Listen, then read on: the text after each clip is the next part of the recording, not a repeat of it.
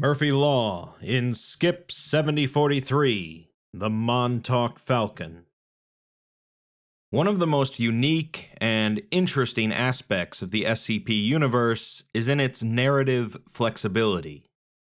One story can feature extensive amounts of cosmic horror or body horror, while the next could be a comedy or a heart-wrenching tale. One article could be set in the deepest reaches of space, while another could take place thousands of years ago. SCP-3043 was a particularly unique one, as it brought in a very specific theme, that being film noir, and the character of Murphy Law, a hard-boiled private eye. What was interesting was that it wasn't just an SCP tale with a noir style, but Murphy is actually a pataphysical construct that adheres to a noir style, with others in the present day forced to interact with him in such a manner. In 3043, Murphy managed to take out a hostile typewriter that could rewrite any physical document within its immediate vicinity, as well as apparently change people's thoughts. Now, Murphy is back, in his biggest and most dangerous adventure yet. Let's begin. The article begins with a call log between a member of Site-19's documentation department, Robinson, and the new site director, O'Leary. Robinson calls to congratulate O'Leary on his promotion, saying that the department here is rooting for him, and he can't be any more of a pain than Director August. O'Leary thanks him and says that settling in has been a mess, especially with the power outage yesterday. Apparently, the security footage for the entire day yesterday, the 6th, is gone, although Robinson thought that today was the 6th, chalking it up to having one too many drinks last night. The other thing Robinson wanted to talk about was a new SCP that came in out of the investigation department, slot 7043. O'Leary is surprised that that slot wasn't already filled, but Robinson says that he thinks something was there and it just got moved. He finished the description for it and was about to scan the single addendum document when he looked over and noticed the page had just filled itself in with addendums. O'Leary takes this to mean that he used an AI to do it, but Robinson says that he wasn't using an AI because he hates them. He ran the addendums through the search, and there were a few things in there above his clearance level, but he doesn't know what to make of them. He proceeded to cut them out so he could finish, but he kept them in a separate document just in case. O'Leary asks to confirm that they just appeared there, to which Robinson says that they did, out of thin air. He didn't really look over them in case there's a brain hazard or something, but from the couple of glances he took, he didn't recognize the formatting. This piques O'Leary's interest, so he asks Robinson to send them over so he can run them through the folks in InfoHazards before looking at them. Robinson asks if he wants them emailed or faxed over, causing O'Leary to chuckle, as the documentation department is the only place that still has a fax machine. Robinson says that it's still the best way to send a sheet of paper, but he agrees to email them over. O'Leary asks if there's anything else, to which Robinson responds by asking why the whole building smells like cigarettes and gas station liquor. With that, let's look at these new documents that appeared out of nowhere. Fade in. Exterior, Mojave Desert. Day. A black 1968 GT Mustang rolls across the dry, cracked landscape. In it are two passengers, both obscured by the distance and the blowing sand. A pair of cotton gloves flips a coin in the air. This is passenger 1. The coin lands in the palm of a glove. Heads. The coin is flipped again, then again, landing heads each time. A pair of hands can be seen holding the wheel of the vehicle. Passenger 2, placing passenger 1 in the passenger seat. The Mojave Desert passes by in the windshield, blowing sand against the car. Passenger 1 raises a gloved hand, and the car comes to a stop. Both people exit the vehicle, the gloved hands coming to Passenger 1's sides. There is a .44 Magnum at Passenger 1's hip, sitting in a holster on their belt. A dark leather overcoat covers most of Passenger 1's body. The .44 Magnum is raised, and the cylinder is opened, revealing 6 empty chambers. Passenger 1 loads a single round into a chamber, then spins the cylinder. There's the crack of a gunshot, and Passenger 2 falls on their back, hands at their side. The sound of footsteps fades into the distance as blood pools around Passenger 2. Fade out. Fade in. Interior, Murphy Law Detective Agency. Day. The hands of a light-skinned man pour a drink of scotch into a shot glass. He lifts the needle of a record player onto a record, then sits back in the chair at his desk, setting the glass of scotch down. He wears a white-collared shirt and tan suspended dress pants, a trademark Trilby hat placed loosely on his head. We can see his own .44 sitting loosely in the shoulder-strapped holster. He lifts a cigarette from his mouth and reaches for the newspaper on his desk, sending a puff of smoke into the air. This is Murphy, and he's ready to give anyone a bit of the business. He's hard and handsome, with a face you could hit with a wrecking ball and bring out unscathed. The slight wrinkling and dark circles show his age and experience in his harsh, unforgiving line of work. He is also our narrator. His voice is a rough growl, as if he just run sandpaper over his vocal cords and cleaned the cuts with rubbing alcohol. There are things in this world most folks just don't have the stomach for. In my work, you get a good helping of it all. Bad people. Worse lives. These days, everyone's got something to hide. Us people keep falling deeper into that black pit, filled with death, murder, lizards hell-bent on your destruction. The door to the office opens quietly. A pale, red-headed man in a work suit and a driver's cap walks through the door. He's perpetually 20, with a face covered with freckles like the blood spatter of a slash across the neck. This is Fred, the silent observer, a man in the shadows and yet so unlike the darkness in the office. Sometimes, even surprises. I come in here every day. It shouldn't be that surprising anymore. Drinking alone at 11 a.m. again, Murph. Fred sits in a chair across from Murphy, watching as he raises the glass to his lips. Someone has to. For all the bad in the world, Fred is a little too much good. Good man, good company, hiding nothing. But good company doesn't mean so much these days. The world will just keep spiraling, good or bad. Right. Well, I'm here to bring in your mail again. Looks like it's still all ads and bills. Fred tosses a stack of papers onto Murphy's desk. You get any new cases yet? No. Trouble's still out there.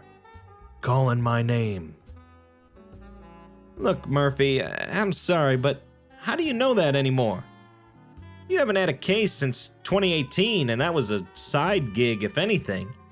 Before that, your last real case was, 17 years ago? Murphy groans, then looks down into the swirling liquid in the glass in his hands. He sees the professor running into his office. He sees a 1937 Olympia Elite typewriter with 3 bullet holes sitting on her desk. He sees Dr. Thom sitting across from him in an interview room, attempting to snuff him out. He sees the remnants of an android scattered about the sidewalk of the city, sparking in the rain. The memories fade from the glass, and he looks up.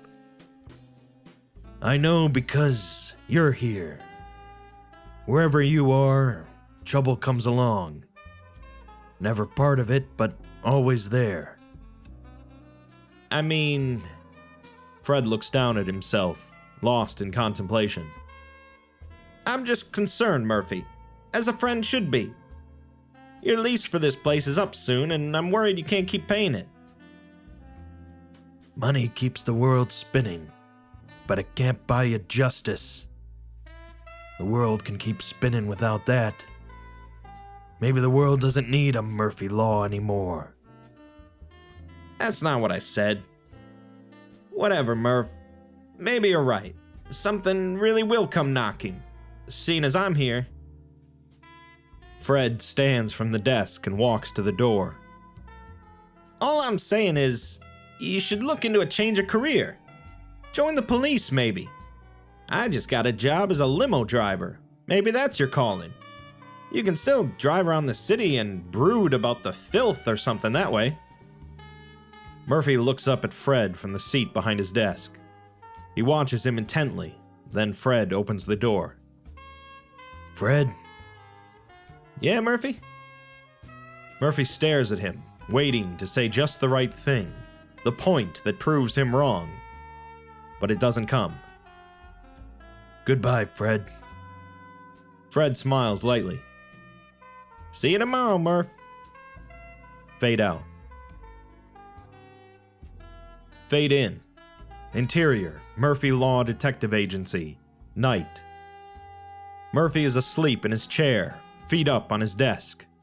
The position is uncomfortable, but he doesn't need comfort. There's a sudden knock at the door, causing Murphy to slowly open his eyes. He draws his piece, aiming it squarely at the door. A letter slides under the door. Murphy sits up, looking at it. My lucky day. Murphy walks over to the door and picks up the letter.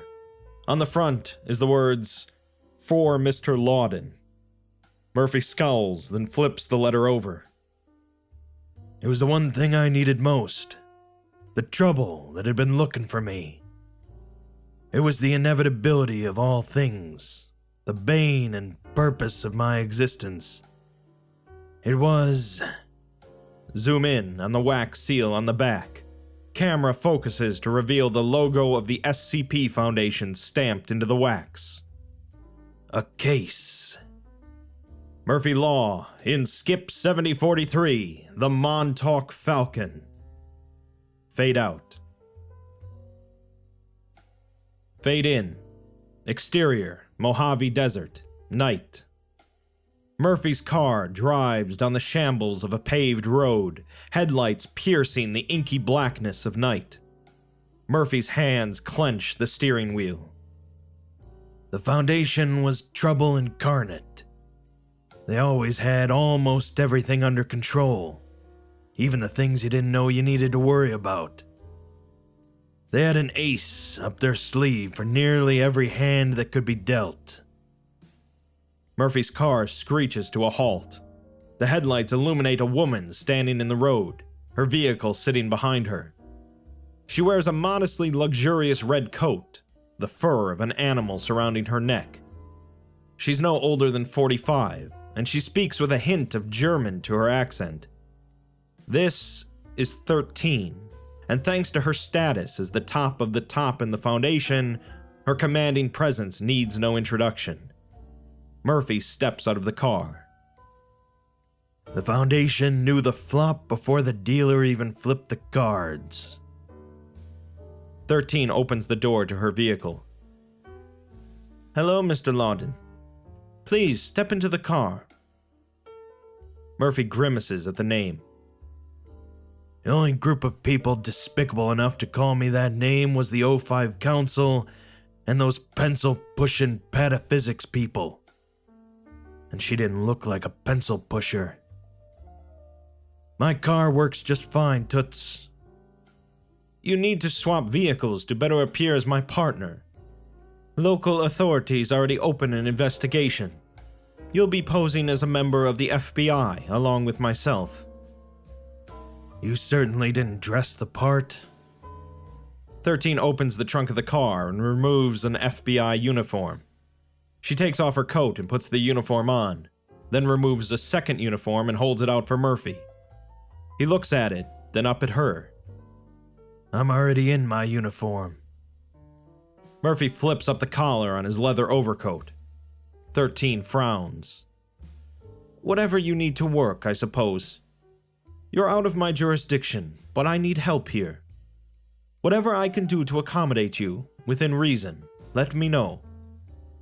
Now please, get in the car. Murphy steps into 13's vehicle, sitting in the passenger seat. 13 sits in the driver's, and the car maneuvers back onto the road and drives off. But for all the quad aces there were to draw, all the card counting and manipulation, the Foundation always faced the threat of a royal flush. All you can do then is keep the winner from cashing out. They don't call a guy like me to the Vegas deserts unless they see the nail coming to the coffin. I'm sure you understand from my letter the sensitivity of this case. I'm concerned I can't even let my peers know I'm investigating. The car slows to a stop 20 feet from a wrapping of bright yellow police tape. It's a grisly yet clean scene. A single vehicle within the tape, and the victim, Passenger 2, still on his back, blood pooled up around his torso from a stream in his head. The top half of the body lays off the road, covered in dust from the surrounding desert.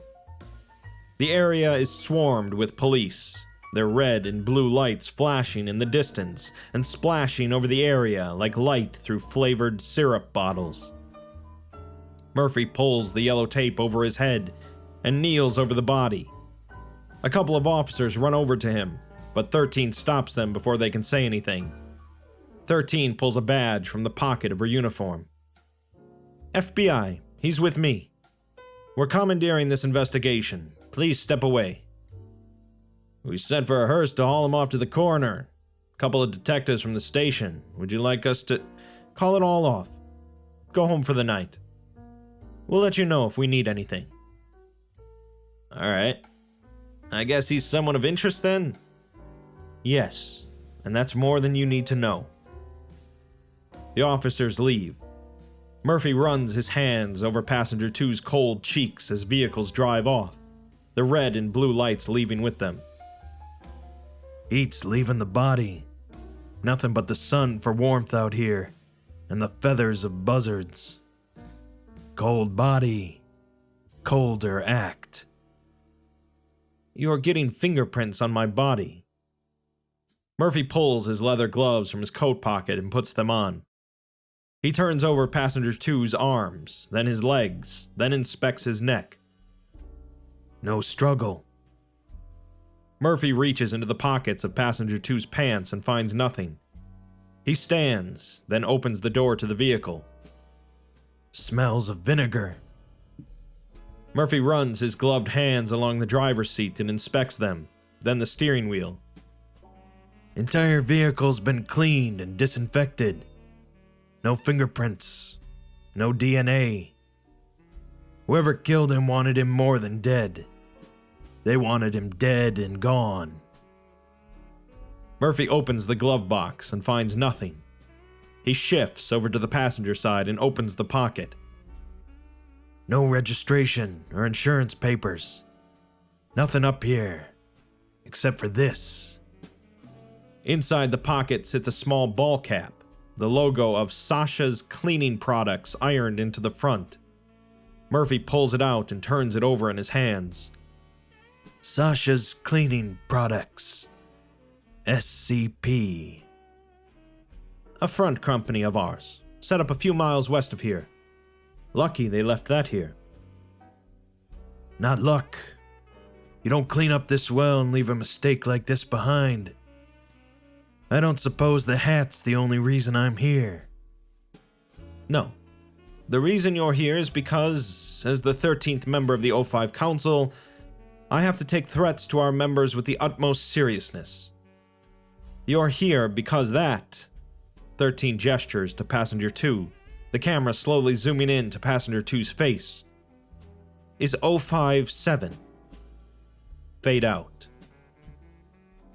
Fade in. Exterior, Sasha's cleaning products. Night. Murphy's car drives slowly down a village road, passing by shops and restaurants one by one. The streets are devoid of other life, save for the occasional passing car and the streetlights shining by overhead. She'd arm me with a special access card and a code phrase, although the steel at my hip was all I needed. Her concerns made sense now. The only person close enough to an O5 to have them whacked would be another O5. This narrowed me down to 12 possibilities. The big question is, why? Murphy stops the car in front of a shop. He gets out and surveys the building. It's empty inside, a single counter surrounded by various cleaning implements, shelves of disinfectants and window cleaners, walls of vacuums and mops, and a display in the front advertising their personal cleaning services, all of which sit dormant in the dark building. Mounted at the top is a red sign with orange letters reading Sasha's Cleaning Products. Smaller lettering below it reads, "Your mess is our success." Murphy steps up to the door and pulls on the handle, but finds it locked. He sighs, then removes a pack of cigarettes and a Zippo lighter from his breast pocket. He places a cigarette between his lips and lights it, then puts the items back. He pulls a key card from the same pocket and looks at it. Inked in red are the words, Level 3 Access. Next to the door is a card reader. He swipes the card, and the reader blinks green. The door makes a small click before releasing the locking mechanism. Murphy pushes open the door and steps into the building, smoke wafting up from the cigarette. He steps up to the counter. Next to the register is a small silver bell, a sign stand next to it reading "Ring for Service." He presses down on it, and the bell rings.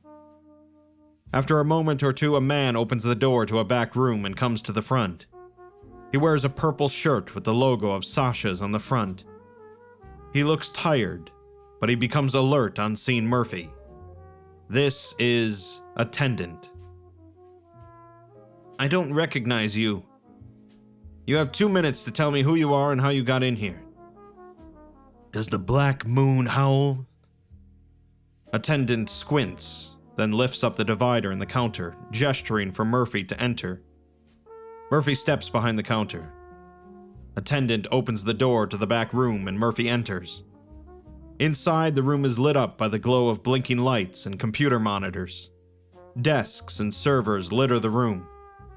In the back, a large array of screens stand looming over the room. They each display the video feed of a different camera within the village. "What can I help you with?" Has anything unusual happened around here recently? "Nothing of note, no." Have any members of the O5 Council been through here in the last few days? O57 came by as a routine checkup night before last, but that isn't unusual. Does he do that often? Well, yes, he comes by bi-weekly, and you should know that. I'm no O5, I'm just with him. An involved party.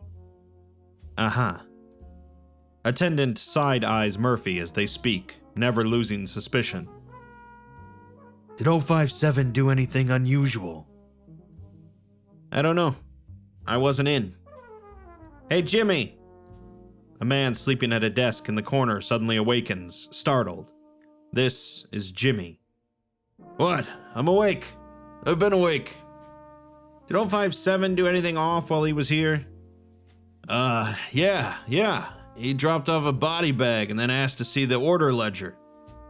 Show me the ledger and the body. I'll have to call downstairs to get the body, but I can print out the ledger for you in the meantime. Another body, but what's one amongst foundations? Dead people is not unusual for a society such as this one. The Foundation breeds a different class of desensitivity. It's disgusting. Jimmy hands Murphy a couple sheets of paper, order logs for cleaning supplies from the last month. Murphy thumbs through them. Camera zooms on the names. Margaret Edmonds, Nolan Body, Kevin Alberstram. Nothing of note catches his eyes. That's funny. Storage says somebody checked the body back out. They didn't leave a name. Who is the body? Jimmy asks the same question over the phone. They were instructed not to open the bag, so they didn't. They said it made a whirring sound. I noticed that too, now that I'm remembering it. Any ideas where it came from? Jimmy again asks the same question over the phone. Well, the bag had Site 19 storage stenciled on. Murphy exits the building, tapping the ash off the end of his cigarette on his way out. Attendant turns to Jimmy and grabs his shoulder. Call the boss. Tell him to call his boss. Tell him there's a problem with O5-7. I'm gonna run downstairs and get Site 19 on the line. Whoever that was, even if he had the code, I don't like the look of him. Jimmy picks up the phone again and begins calling someone. Attendant opens the door to the bathroom, revealing an elevator shaft behind the door. He presses a button and the lift rises to him.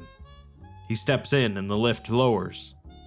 Stenciled onto the wall behind the lift are the words, Armed Site 21 Access Lift. Fade out. Fade in. Exterior, Site 19, morning. Murphy pulls his car up to a Site 19 perimeter security booth. He stops the car at the booth window just behind the gate. A security agent pokes his head out of the window. He's tired and monotone, but hardly careless. This is Security 1. Site 19 was the most sterile and lifeless place on Earth. But the life they kept here was nothing to sneeze at. One of the few places where the monsters will still roam and the broken have a home.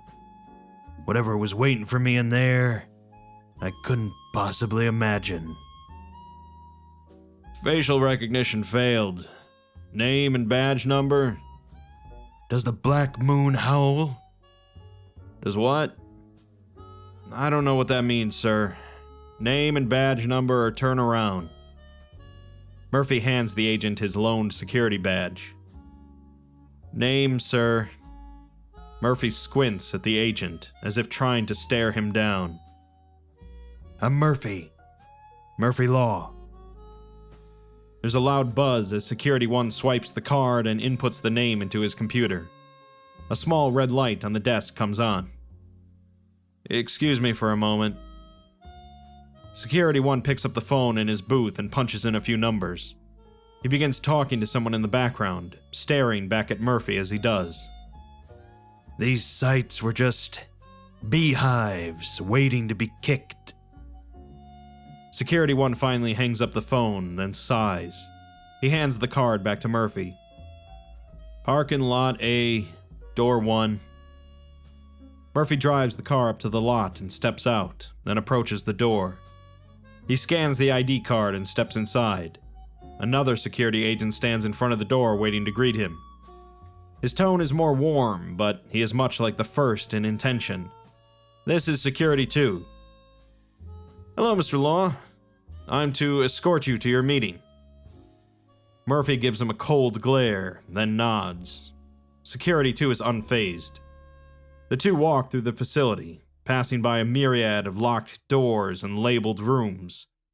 Murphy takes a drag on his cigarette. Meeting.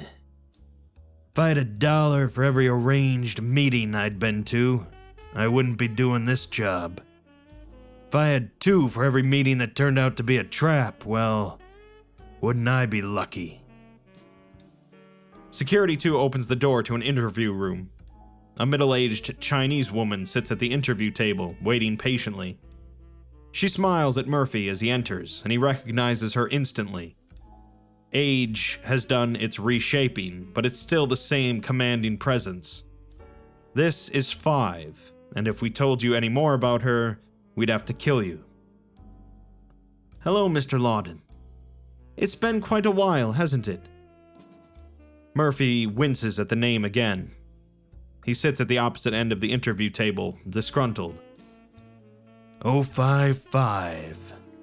17 years. How have you been?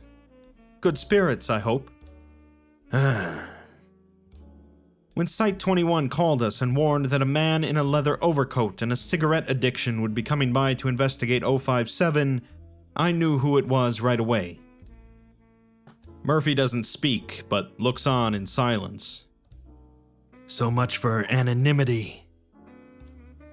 Right, well, 057 didn't show for this morning's meeting. I assume at least that's what you're looking into. It's the most concerning thing there is around here, and you did ask about him. Here, this is the last sighting of him as he left the facility yesterday. 5 hands Murphy a stack of printouts, each a screenshot of security cam footage showing 057 leaving Site 19. Murphy inspects each image carefully. I reviewed the security footage at Sasha's. You seem different. Different demeanor, more mellow, less noir. I have to say, it's rather disappointing. I was hoping for the site to be converted into a sprawling mansion or a dingy dive bar or some such, but no, it's simply the same old place. That's unlike you. Unlike your anomaly. Are you okay? Has something changed? There's a hint of annoyance to Murphy's voice, like just the wrong buttons were being pressed. Where's the bag? Pardon? He had a body bag from here when he arrived at Sasha's. It's not here in these photographs. Why? 5 gives Murphy an unconvincing smile. Well, I don't know. Things just sort of happen around here all the time. It's possible he picked it up in transit. Like a $500 image of a pixel monkey. I didn't buy it. Everything about her demeanor reeked of lies and deception. She was hiding something, but what? Her hands weren't made for the grip of a .44 Magnum. Murphy stands from the table, adjusts his hat, and turns towards the door. Please, show Mr. Lawton around our facility. Perhaps he might be interested in our investigative department. I hear they're always looking for work. You'd make a great addition, Murphy. I'll be around. Security 2 opens the door for Murphy, and they both step out of the interview room. Security 2 escorts Murphy back down the same hall, the same array of doors and hatches passing by. She was hiding something, that much was certain. But what? What was in that bag that was so bad that it had to be hidden? Security 2 opens the door to a room labeled Site 19 Investigation Division. Inside, Murphy finds a handful of mahogany desks, the dimmed lights projecting a slight orange shade onto them. A whiteboard against the wall is filled with blue scribblings about magicians, and a pinboard next to it has the images of people's faces and names of events tacked on and wrapped together in red string.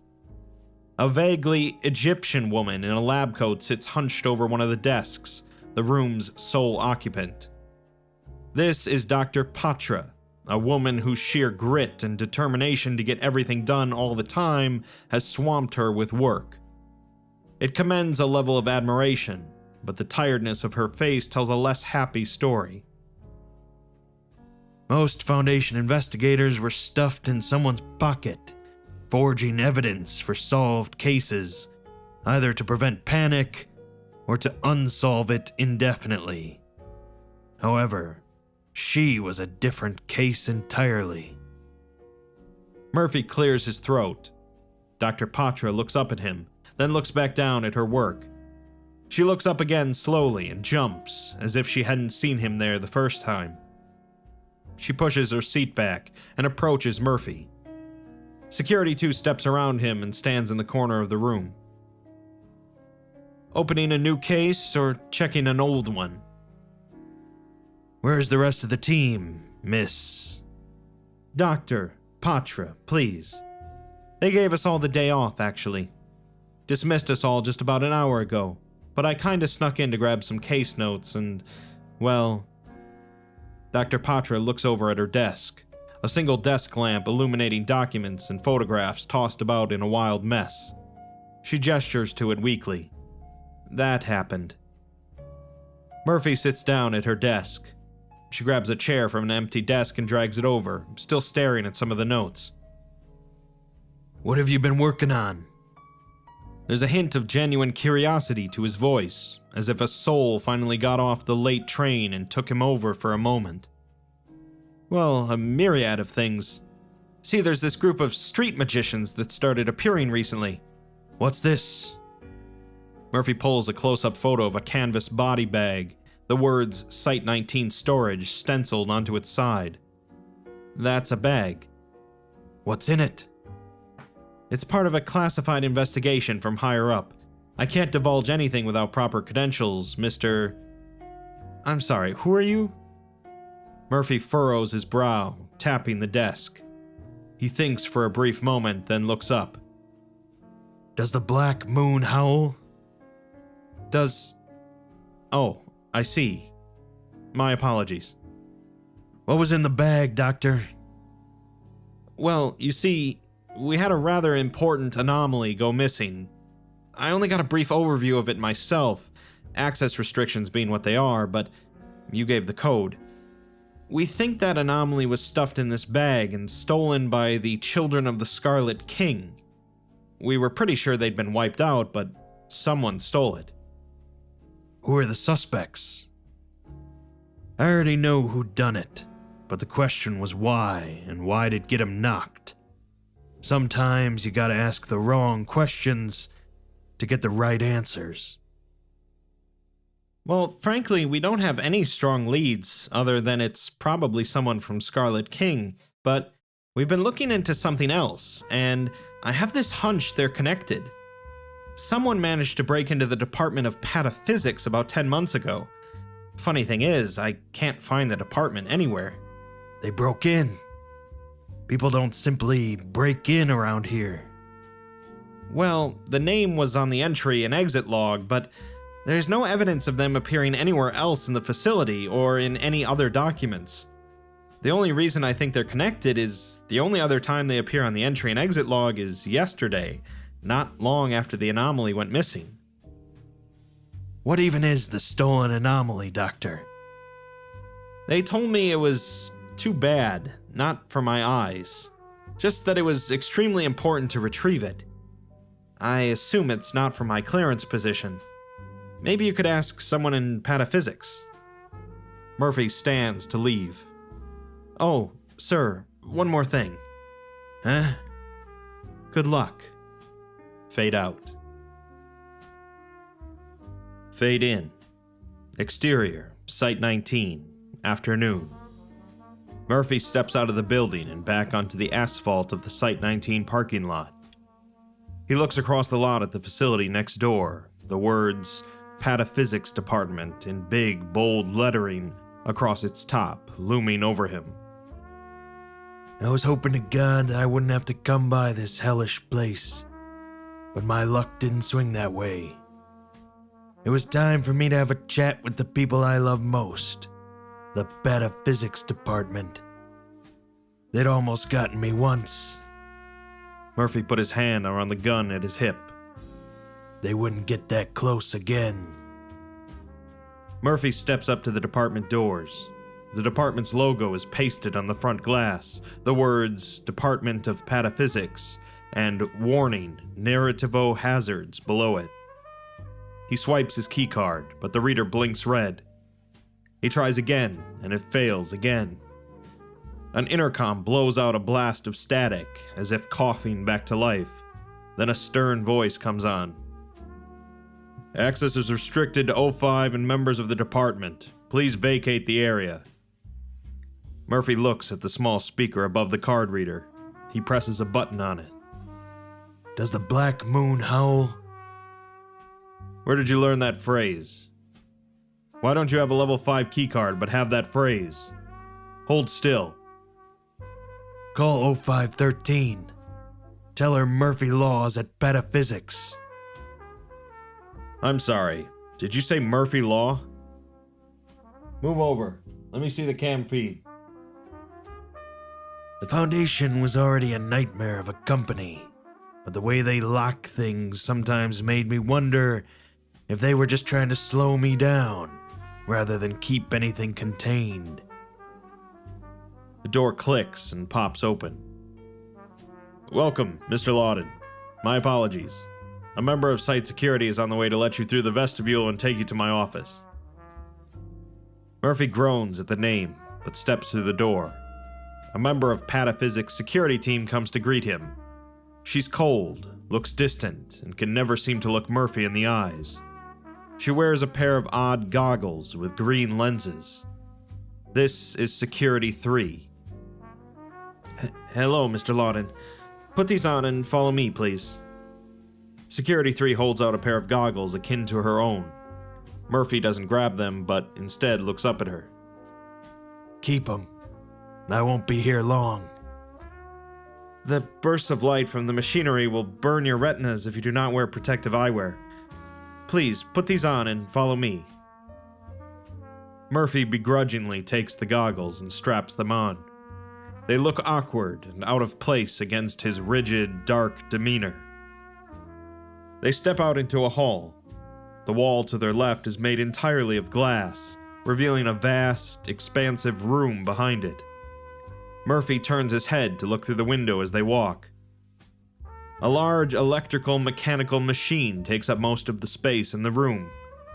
In the back, a team of scientists in lab coats and green goggles flock around it, while an engineer screws something into an open panel on its side. The engineer closes the panel and gives a thumbs up to the scientists. One of the scientists climbs up a ladder and climbs on top of the machine, then pulls open a hatch in the top and climbs inside.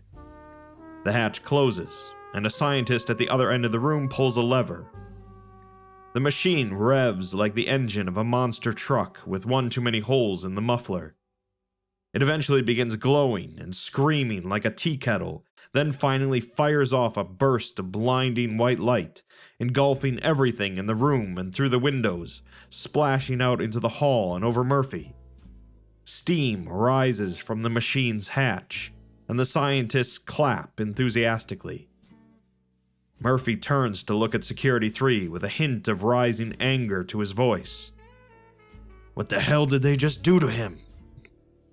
Security 3 again struggles to look at Murphy, their vision aimed roughly 5 inches too far to the left. The subject was transported up a narrative layer. She was not cooked, fried, or otherwise exposed to an open flame or uncomfortable and/or lethal temperature. Security 3 looks relatively forward again. We don't know what the steam is from. Security 3 stops at the end of the hall and opens a large metal door. Inside is a relatively small and very sparse office. It sports 4 gray and featureless walls with a single monitor on a wooden desk next to a couple of cabinets. A pair of green goggles sit atop the desk next to the monitor. In the corner by the door is a single fake potted plant. There is a single occupant, a man in a lab coat staring straight ahead, eyesight aligned with the top of the doorframe, sitting somewhat upright in a black swivel chair. His pupils are splintered into 6 black circles in each eye. He sits upright a bit more on noticing Murphy and Security 3 stepping into his room, and his pupils collapse into each other to form 2 black masses again. He's warm and understanding, if not a slight distant all the time. This is Dr. Nara. Murphy Lawden. Apologies, I didn't see you come in. Please, have a seat. A second swivel chair appears across from the desk. Murphy sits down and takes a drag on a cigarette. Hello, Dr. Nara, although you can call me Tiv if you'd like. This place was beyond unusual. It was warped. Like a record someone had carved their initials into. They say the world is always changing, but in here, nothing stayed the same. Even if I played this close to the chest, I could be looking at a handful of 11s if I didn't pay close enough attention. Actually, we do quite a good job of keeping things under control here. It could be far worse if unrestrained. Murphy squints and stares Dr. Nara in the eyes, but Dr. Nara doesn't seem to notice. Like Fred, he was reading my thoughts before I had even made them into words. Was he an anomaly? Yes, much like 423. Although, whether or not we're anomalies is a topic of some debate around here. Side effect of jumping narrative layers, I'm afraid. You just... Dr. Nara looks up above Murphy, staring deeply into nothing. His pupils split apart and morph together, bending and twisting and floating about every which way. Can't stop seeing the lair you jumped to. Dr. Nara shakes his head and looks back at Murphy, pupils normal again. But anyway, enough about that. I'd like to make amends between our department and the Murphy Law Detective Agency. I realize we've been on rocky grounds in the past, but I assure you, Dr. Thom is no longer under our employment. He could make all the promises he wanted, but it didn't make a minute's worth of difference to me. What Thom did to me, you can't make up with words. Alright, fair enough. Maybe actions speak louder. What can I do for you? I'm told your security picked up some peculiarities. An unknown entry on the enter and exit log. Yes. Dr. Nara pulls out one of his filing cabinets and removes a folder, the only item in the entire cabinet. He hands it over to Murphy. Someone got in through the back garage. We have a keypad lock on the garage door. Outdated, I know, but that's probably how it happened. Someone finally mentioned it 10 months back, and the request to replace it with a card reader like every other door has been jammed in some bureaucratic hell since. Murphy flips open the folder and runs his fingers down the page. This person broke in 10 months ago. Why do you suppose it was brought to my attention? What did they do while they were here? Well, it looked as though they rifled through some old documents and then climbed into the narrative jumper. Something shorted in the lever mechanism and it went off on its own while he was inside. Someone lost their vision for it. Poor soul. I suppose that's why he isn't shown leaving. That's right. They would have been transported up a narrative layer. I'm sorry. Do you know how narrative layers work? Imagine an infinite sandwich. Our narrative reality, everything we know of within the confines of this reality or otherwise, exists within a narrative There's an upper layer that controls this one, and somehow we control a lower one. We don't have the time here for in-depth discussions of the narrative stack. Any idea when he returned? No clue. I was under the impression that he hadn't for a long time until someone broke in again. Again? When was this? Yesterday. I took it to the investigative team at Site 19 after that. Their name wasn't on the log the first time, but yesterday they just put down their name and left. It was Norwich Bali. Weird name. Murphy flips forward through the papers to confirm and finds the name. Norwich Bali. So how? A woman in a lab coat opens the metal door. She begins talking to Dr. Nara without even noticing Murphy in the room. This is Scientist. SRA V7 is packed and ready to be shipped, sir. Would you like to... Please, I'll be at the party in a minute. We have a guest here. My Scientist looks over at Murphy and freezes, speechless. She then bursts out like a fangirl. Murphy Lawden? He's back! You're here! Oh my god, can you sign my arm? Murphy glares at her, somewhat surprised. Please, give our guest some space. Oh, of course. Just a picture? Maybe? Dr. Nara looks over at Murphy, who looks confused and shrugs. She squeaks and whips out her phone, then leans down next to Murphy and takes a selfie with him. He looks disgruntled and does his best not to touch her. Thank you, thank you, thank you. I'll cherish this forever. She exits the room, slamming the door behind her. Sorry, Murphy. You're something of a fan favorite with the younger employees. Murphy rubs his eyes and sets the papers back down on the desk. How exactly did they get past the keypad lock? We don't know. It's a 9-number keypad with 5 numbers needed. There's 59,045 possibilities. On the cam footage, they just punch in the number and waltz in. Either they knew it from someone else, or they got real lucky. Like, really, really lucky.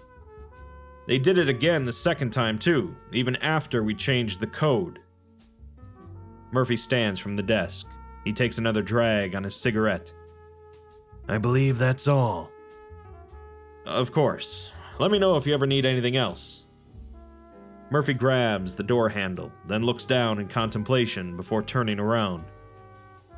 There was a document on a stolen skip the investigative team was looking into. Do you know what it is? Do you have the file? Oh, Murphy. Dr. Nara's pupils split apart again, bouncing about his eyes in tiny dots. I have the files for everything. Dr. Nara opens his filing cabinet and pulls out a file, the only item in the entire cabinet once again. He reaches across the desk and hands it to Murphy. You have a good day now, Mr. Lawden. Murphy winces at the name. Stop calling me that. Whatever suits you, Mr. Law. Whatever suits you. Murphy exits the building with the file still closed under his arm, then unlocks his car and sits in the driver's seat. He sets the file down on his lap as he closes the door, then flips it open.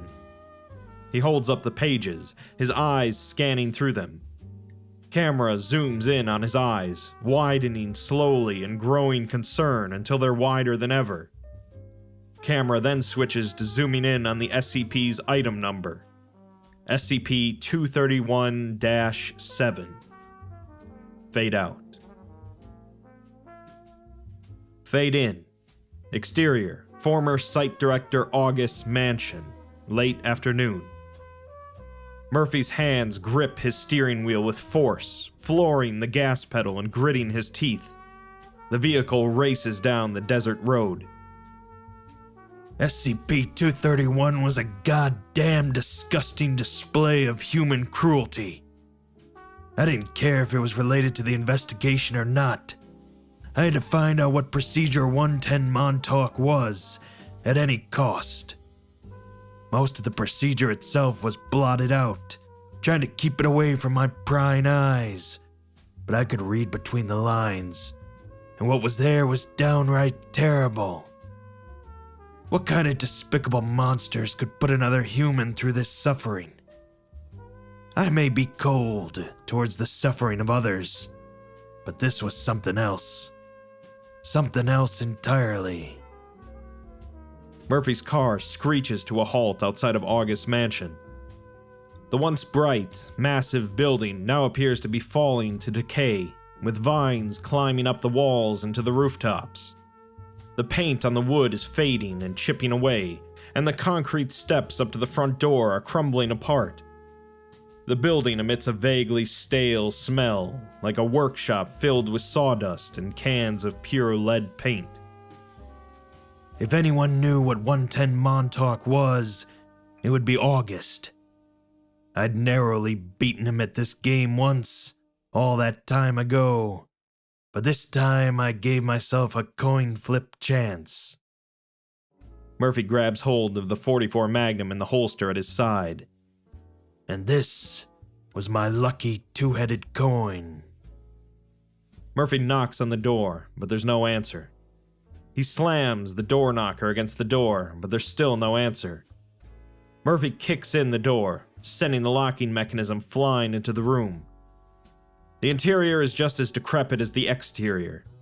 All the lights are off, the building illuminated solely by the sunlight streaming through the massive, tinted windows.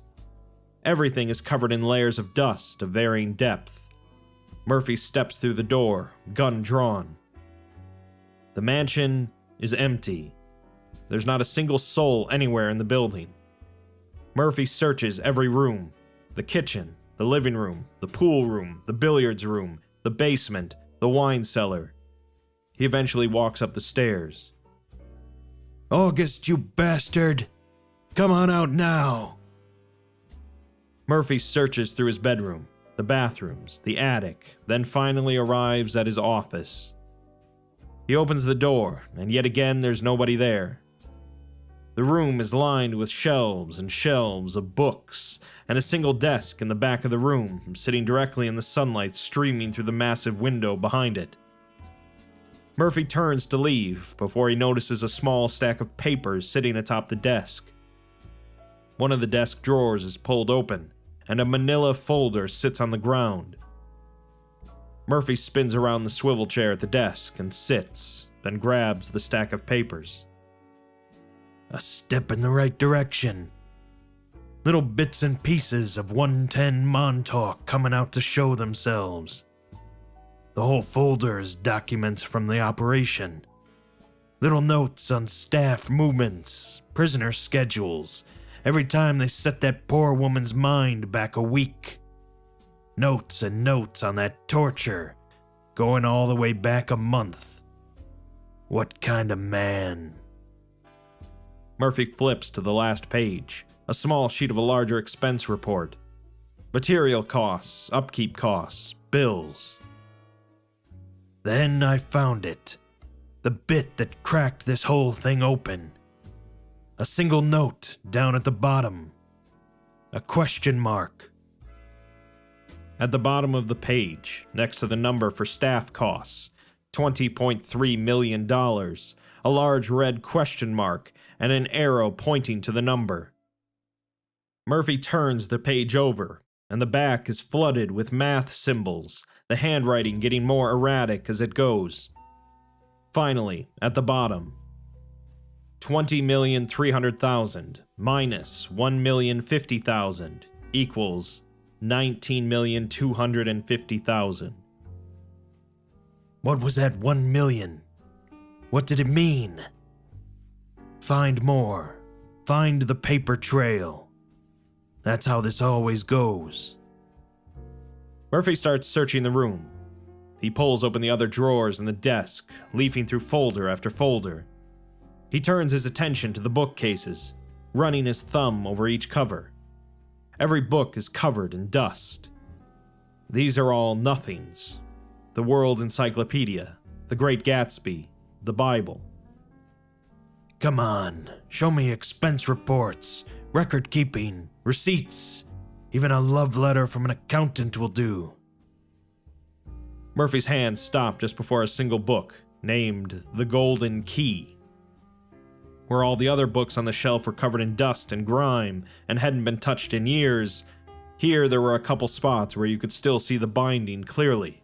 A mark just about the size and shape of a palm.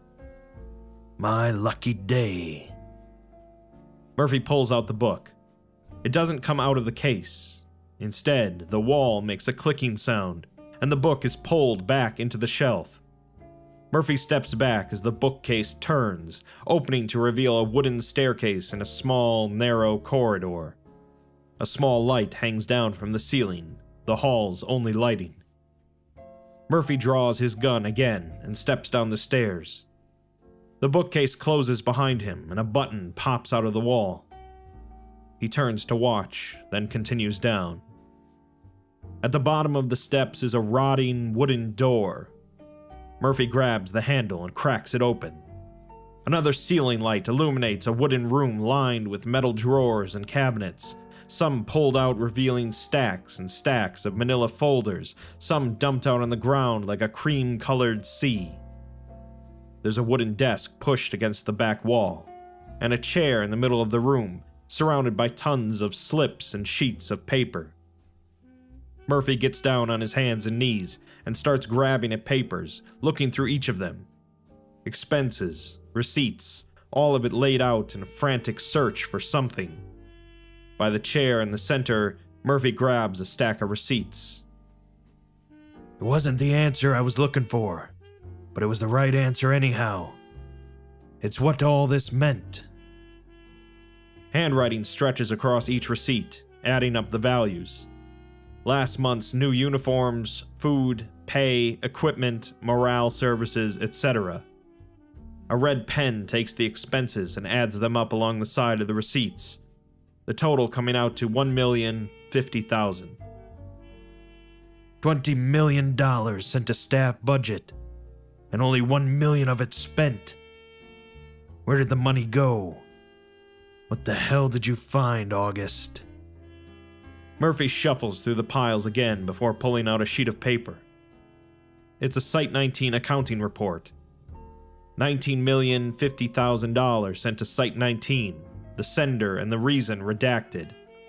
Red pen circles the redacteds frequently.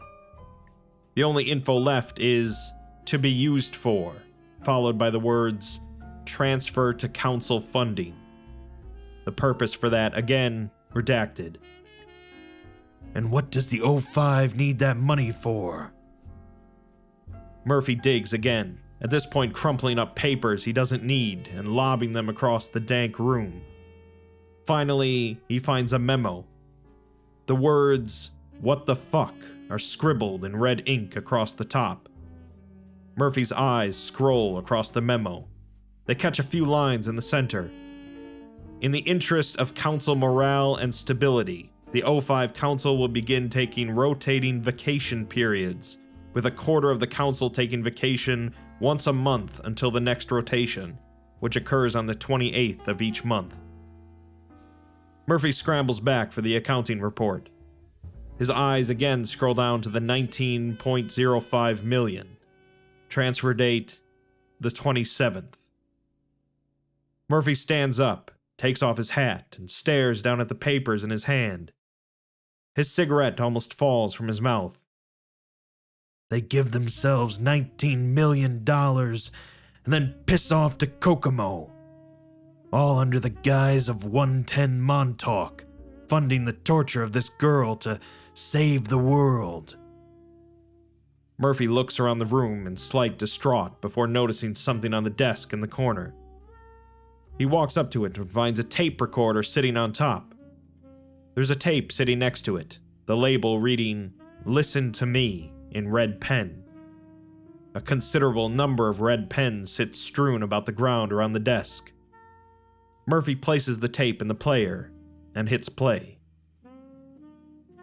This is August, former director of Site 19 for the SCP Foundation. I have to assume you work for them too, if you're here listening to this. Otherwise, well, you found something you shouldn't have, to put it plainly. Anyway, I'm sure you've seen the room.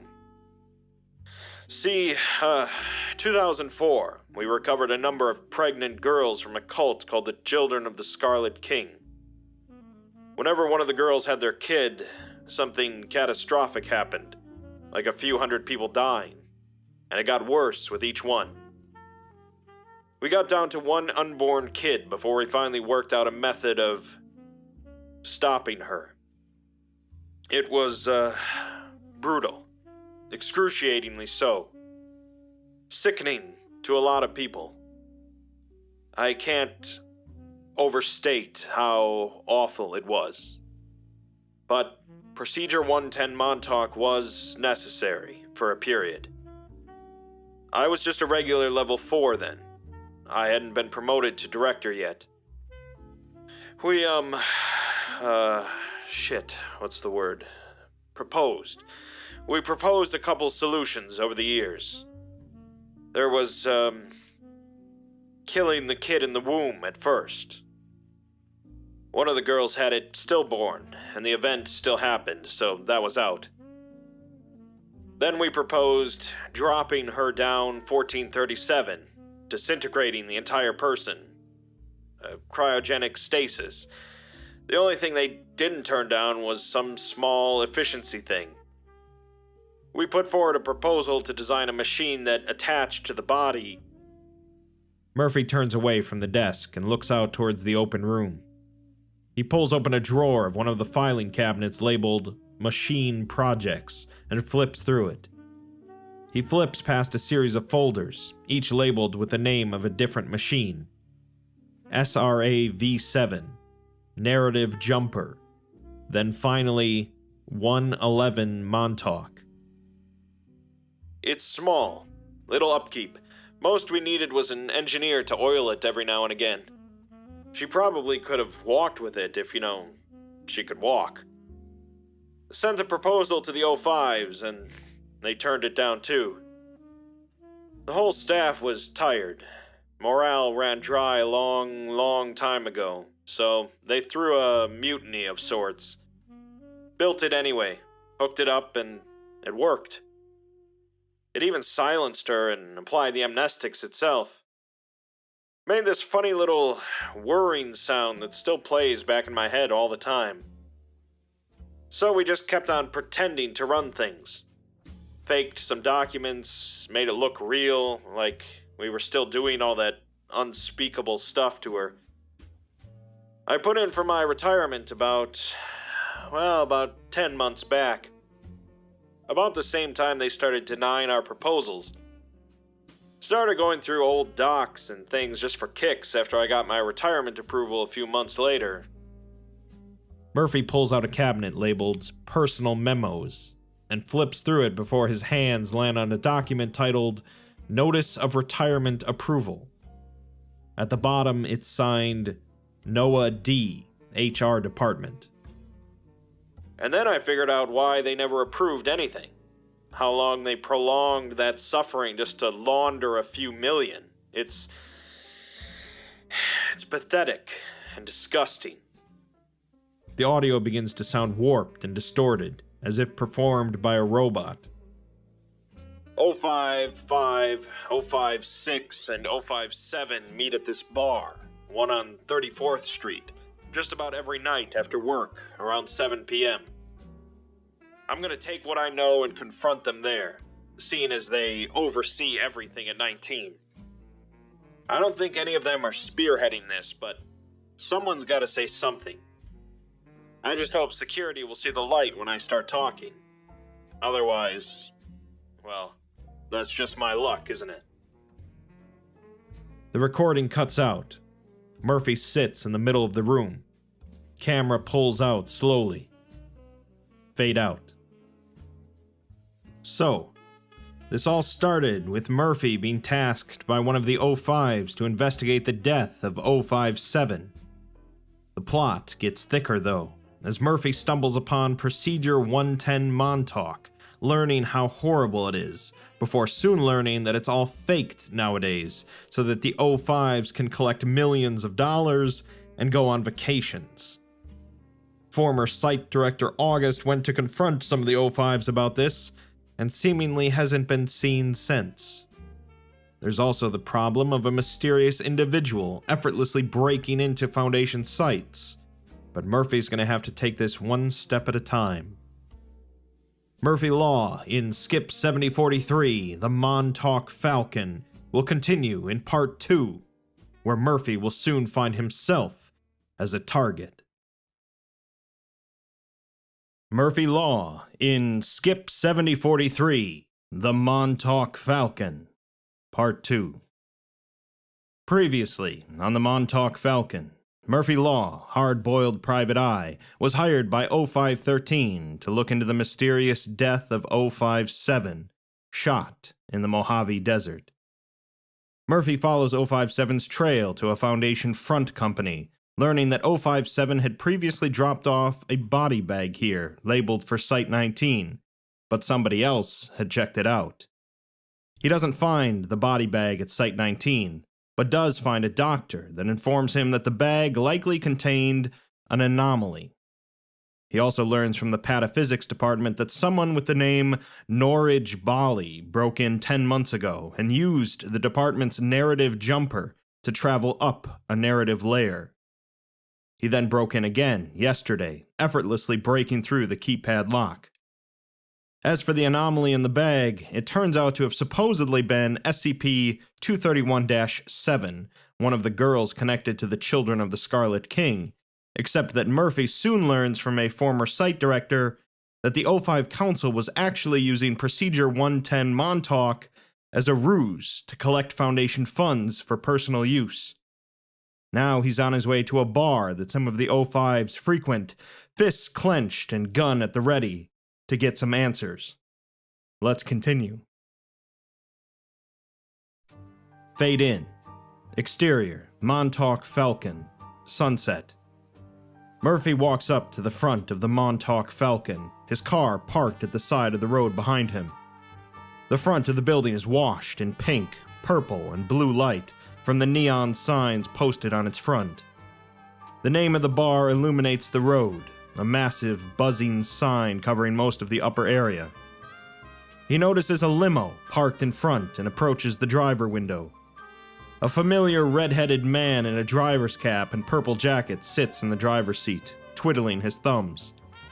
This is Driver, and we've already met him before. Murphy taps on the window.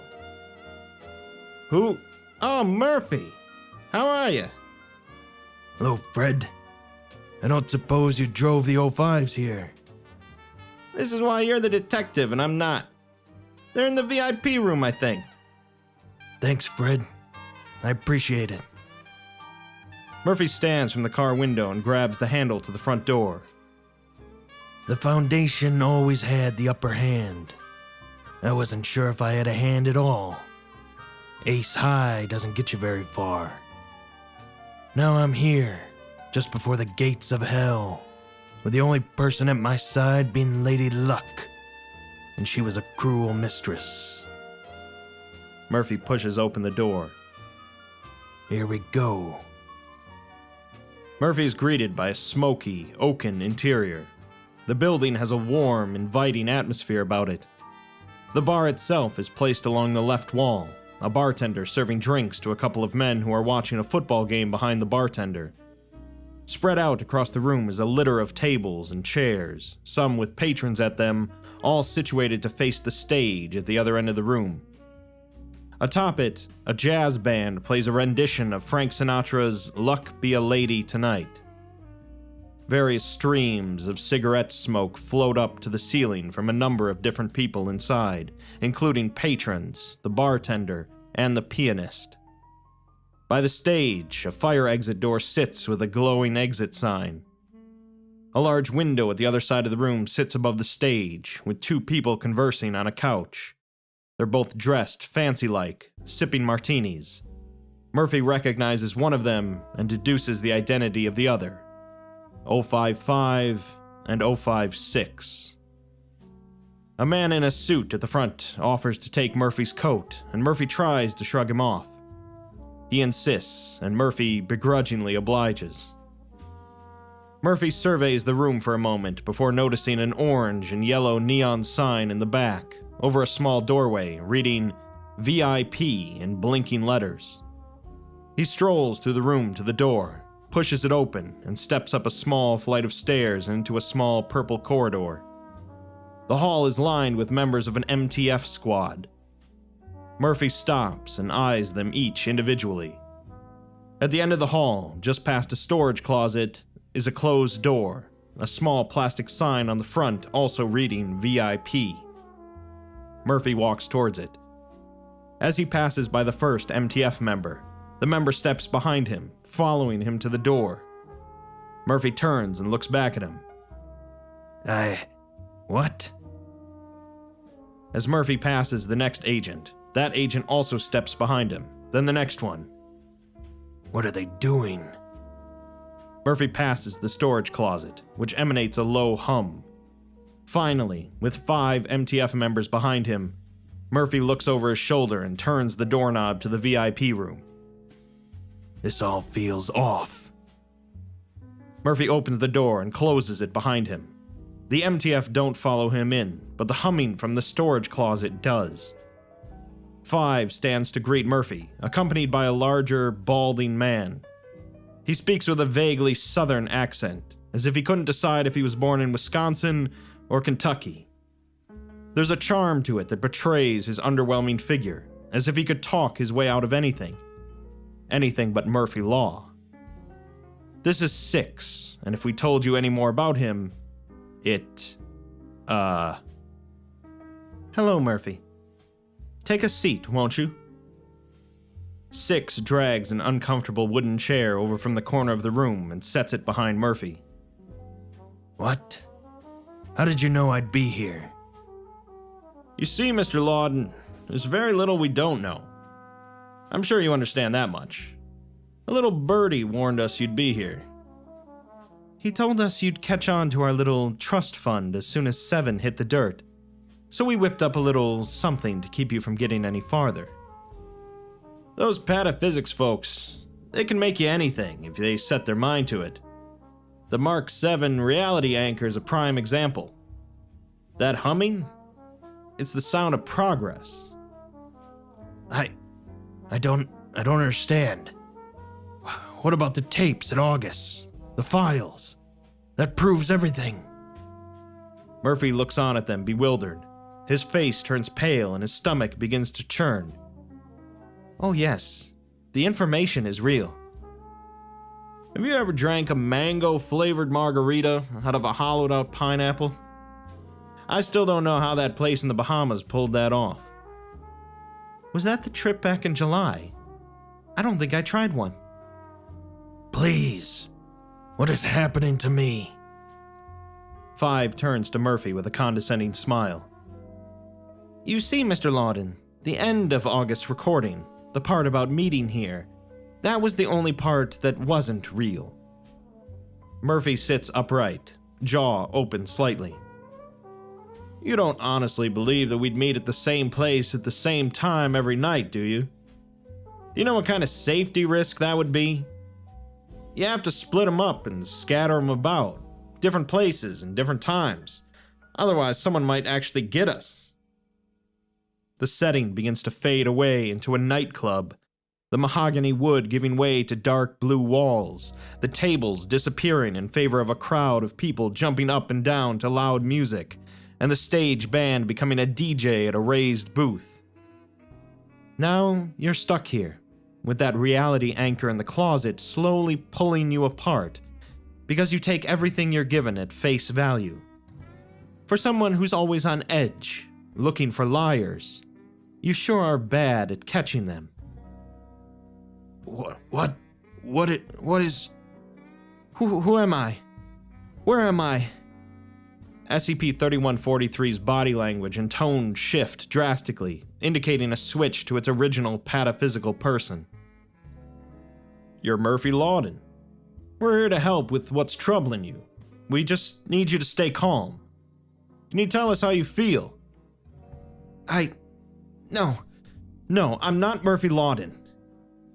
You wrote It Always Rains, the story featuring hard-boiled ace detective Murphy Law, didn't you?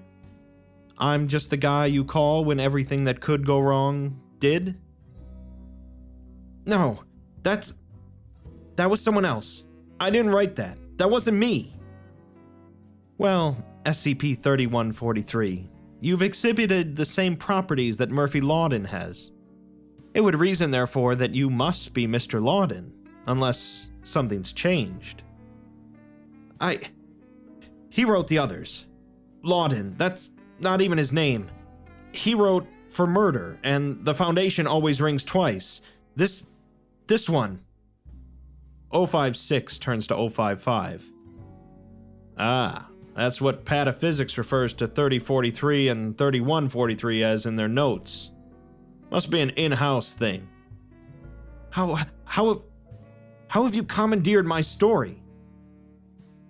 Well, our mutual friend, the little birdie, he had some tips for us. He set us up with this vacation package in the first place. It's a brilliant plan. And he led us towards capturing you. This can't happen. This can't go this way. This isn't how this meeting is supposed to happen. This can't go wrong. It can't. Please, Mr. Lawden, settle down. You're in for a long stay with us. I'm not Mr. fucking Lawden. I have to do this. I have to win this. I have to. And why is that? 'Cause it's all I've got. I rip the magnum off my hip and shoot 6 through his stupid fucking skull. This is all wrong. Oh shit. And you too, you fucking asshole. Eat a fucking bullet. Then those guards outside run in here, but they're not supposed to be here, so they fuck off, and that goddamn humming stops. Out in the dancing crowd, I see that smug asshole looking up here with a pair of binoculars. That birdie they were talking about. Fuck that. I shoot the glass window open and jump out, rolling onto the floor below. I spot him in the crowd as he drops the binoculars and runs. You aren't getting away that easy, I yell, running after him. No, that's not how the formatting works. This is all fucked up. This is fucked up so bad. Oh God. I run into the crowd after him. The crowd begins screaming and running for the exits. But the crowd isn't supposed to be here. This is an atmospheric bar. The crowd disappears, and the tables return. The DJ booth fades away and returns to a band on stage, still playing as the couple of smoking patrons scramble for the door. The saxophone player looks up at the VIP room window and drops the brass instrument midway through Dean Martin's "You're Nobody Till Somebody Loves You," sprinting for the door. The song ends in a cacophony of crashing instruments as the band runs off the stage. A man in a dark leather jacket and a single gloved hand shoves his way through the small running crowd and out the side exit. I run through the exit, but he disappears into the night. I pull the door back open. Fuck. Okay, alright. Get back in character. Search the room. Stop saying fuck so much. Murphy stops and takes a couple deep breaths. He sits down on the ground, shaking. There's a couple spatters of blood across his white satin shirt. The bodies of 5 and 6 still sit collapsed against the shattered window frame. Something had happened here. Something went wrong in that meeting, but... Murphy opens the cylinder of his magnum, 3 empty shells greeting him. He closes it again. That answers that. But that man with the binoculars... Those 2 didn't shoot 057. So who did? Murphy stands to his feet, uneasy. He takes stock of the room, noting every overturned table and chair. In the middle of the tables, he notices a couple of items on the ground. A pair of binoculars and a black cotton glove. Murphy kneels down and picks up the binoculars and turns them over in his hand, then picks up the gloves. He turns them over too, then opens them and checks the seam inside. A small tag sticks out, with the words MC&D display only written on them in black marker. I could only think of one person who could check on this for me, but it was a hunch. If I was gonna find this birdie, I'd have to be real lucky. Birdie. Why do I keep going back to that? Police sirens blare outside the building, getting closer. They come to a stop outside the front door. A pair of officers throw the front doors open, guns drawn. Freeze! Nobody move! Murphy is the only remaining occupant in the room. He stands again and begins slowly walking backwards towards the emergency exit. The officers surveil the messy, distraught building before looking up and noticing the 2 dead bodies of 5 and 6 still laying against the shattered window frame of the VIP room. They look back at Murphy, gun in his hand and blood on his shirt, and finally the situation clicks to each of them. Murphy turns and sprints out the emergency door. Officer 2 moves to chase after him, but Officer 1 puts his hand on his chest. Save your energy. We'll find him. Fade out. Fade in. Exterior, Site 19. Night. Murphy burns rubber down the desert pavement, smoke and dust kicking up behind his car. The motor sounds as angry as Murphy, tearing up the road under it. Those sons of bitches that put the cops on my back for good. They set me up. That was the only way any of this made sense. It's only a matter of time before the cops catch up with me. And by then the Foundation would have MTF units swarming me like bees. I was gonna have to get in and out of 19 before they caught wind of what had happened. I needed more than my 44 to pull this off. I needed luck. I'm a wanted man now. It was only a matter of time. The car screeches to a halt outside of Site 19's perimeter gate. Security 1 pokes his head out of the security booth. Facial recognition failed. Name and... Murphy shoots him a glare that cuts through his eyes and pierces his soul. My apologies, Mr. Law. Security 1 presses a button on the control panel and the gate lifts. Murphy revs the car's engine and blasts down the road. The car pulls into the parking lot as people pour out of the building's doors, leaving work for the night. People in lab coats and various colored uniform shirts all flow out of the exit. Murphy gets out of his car and starts pushing through the crowd. Where is she? Where is she? Murphy keeps pushing through people before finally grabbing a woman in a lab coat by the shoulder.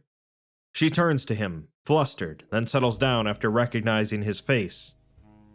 Oh, Jesus, it's you. Look, I'm off work. If you need something from the department, you should come back tomorrow or... Murphy pulls the black cotton glove from his pocket and holds it up to her. Dr. Patra stands back, distraught. She then narrows her eyes at it. Cut to Interior, Site 19, Investigation Department, night. Dr. Patra begins talking while shuffling through papers at her desk, searching for something in the wreckage of her workstation. That logo on the tag would mean it came from Marshall Carter and Dark, the company that sells anomalous items. 10 months ago, someone knocked over one of their delivery trucks, and that truck was full. Dr. Patra lifts a photo, the truck laying in the dirt on the side of a country road, out of the pile of things on her desk. She flips it over, the backside of the photo showing a shot of the truck's interior, where crates of black cotton gloves had been turned over and dumped onto the ground, likely from the truck flipping over. Of those gloves. Why gloves? According to MC&D's own paperwork, they let you manipulate probability. Make your own luck, essentially. You could change the outcome of anything from coin flips to... Could you change the probability of guessing a passcode correctly? I mean, I guess so. What about the chances a lever malfunctions and activates without you touching it? What? What about the chances someone else drags a body bag to multiple locations without raising suspicion, only for you to pick it up, kill them, and get away with it? What are you saying? What is this about? Could it be done? Yes, I guess it could. I didn't even think that was the important part. Well, what is? This. Dr. Patra pulls a sheet of paper from the pile of things on her desk and slams it on top. It's a photocopy of a sheet of crumpled, worn, and torn lined notebook paper. Murphy grabs it up off the desk. The perpetrator left this at the scene.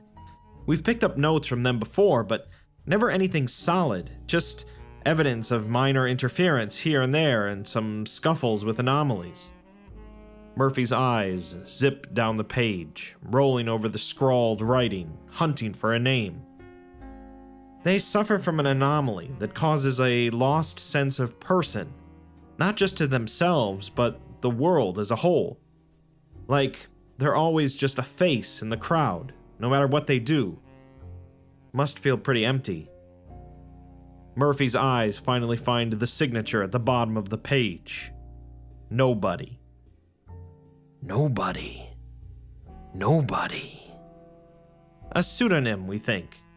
Only description we've ever had is he's middle-aged, vaguely European, might even be multiple people. Nobody. Why have I heard that name before? Well, it's a word, so...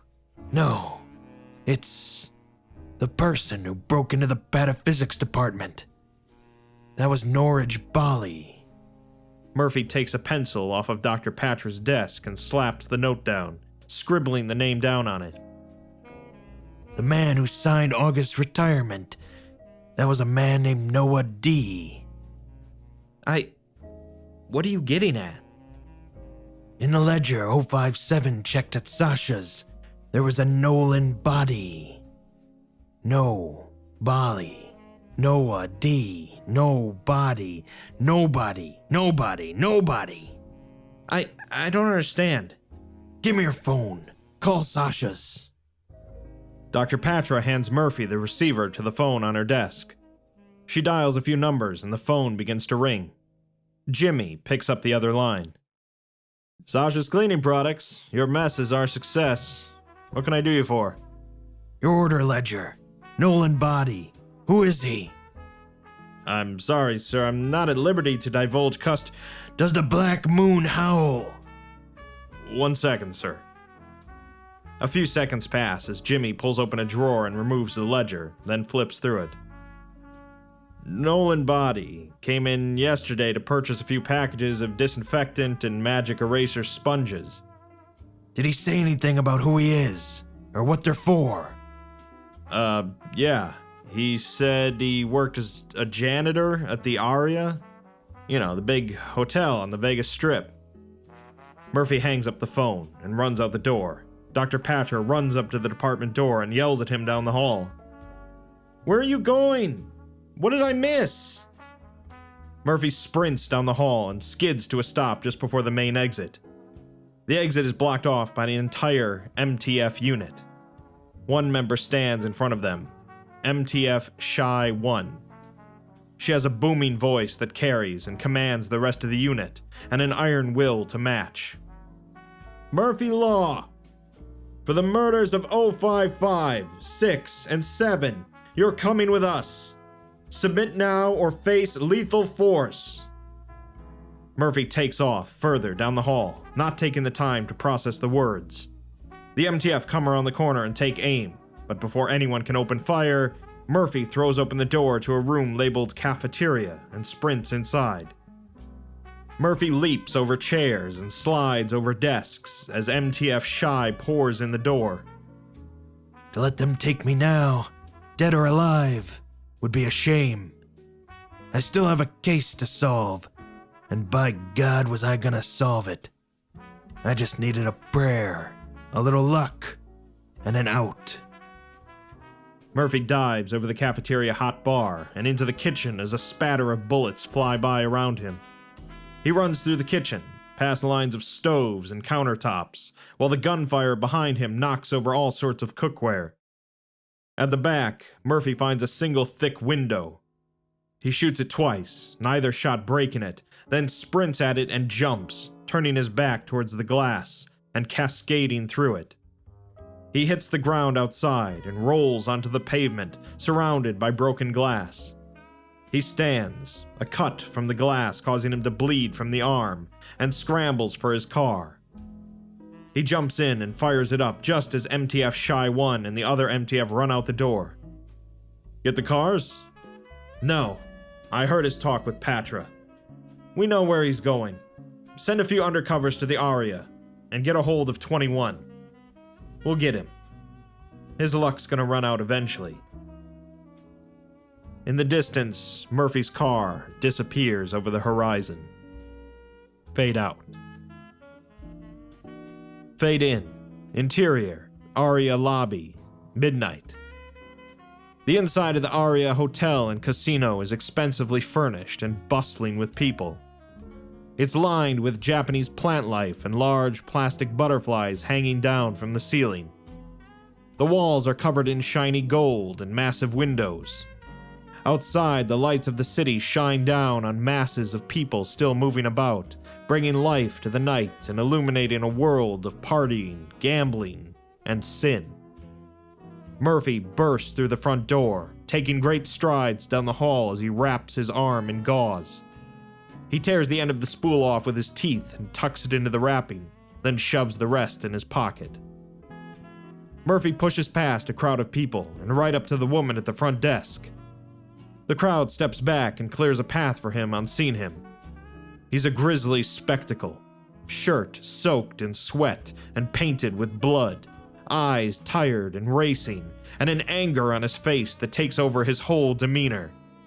He slams his magnum on top of the front desk, scaring the clerk behind the counter.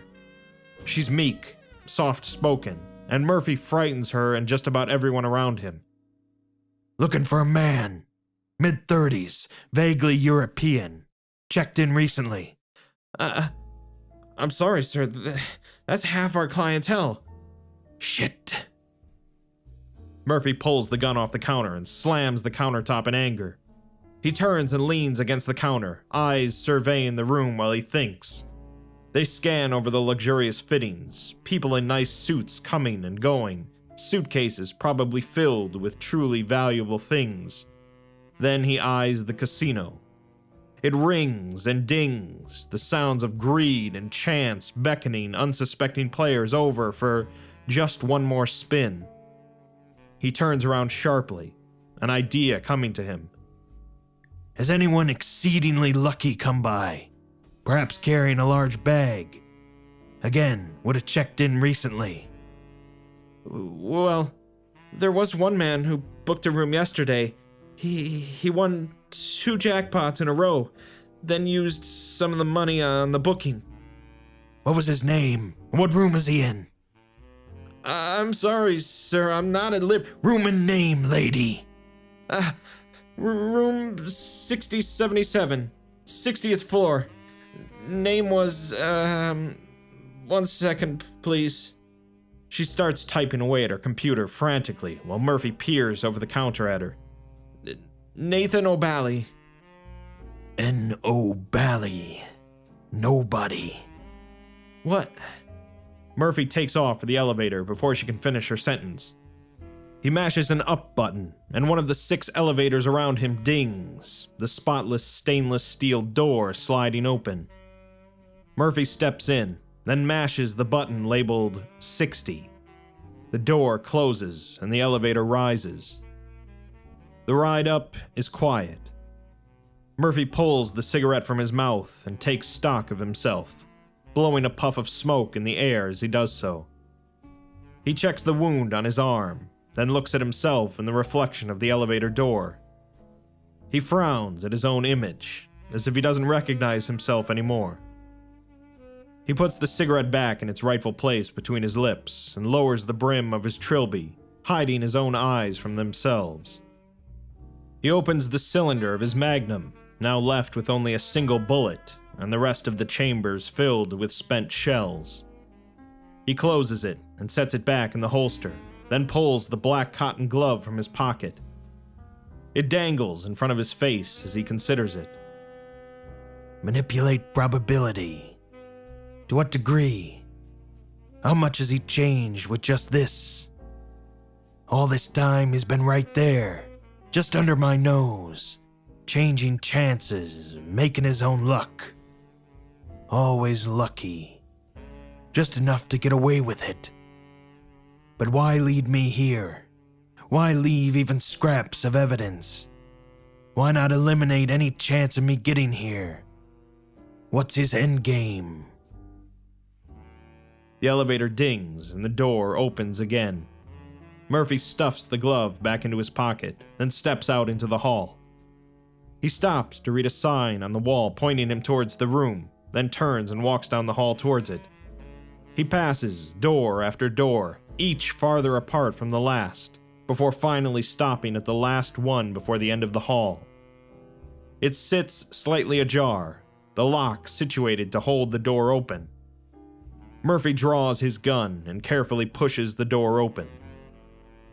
The room is neatly made, brightly lit, and covered in gold-painted quartz walls. It sports a lavish kitchenette with a full fridge, stove, and granite countertop. The living room has a massive, soft sofa facing a 52-inch flat screen. A football game plays on screen, showing the referee flipping a coin. The wall on the left is covered by a large fish tank planted in the wall, a number of shiny blue and red fish swimming around the water and in and out of plants. On the right is a set of doors, presumably leading to a pretty, luxurious bedroom. However, at the far end of the room, outside on the concrete balcony, a set of wrapped bedsheets dangle down from something and tap against one of the windows, grabbing Murphy's attention. Murphy pushes open the doors to the balcony and turns, looking up at the roof, where a series of bedsheets tied together are wrapped around a metal pole. Then Murphy sees him, standing next to the pole.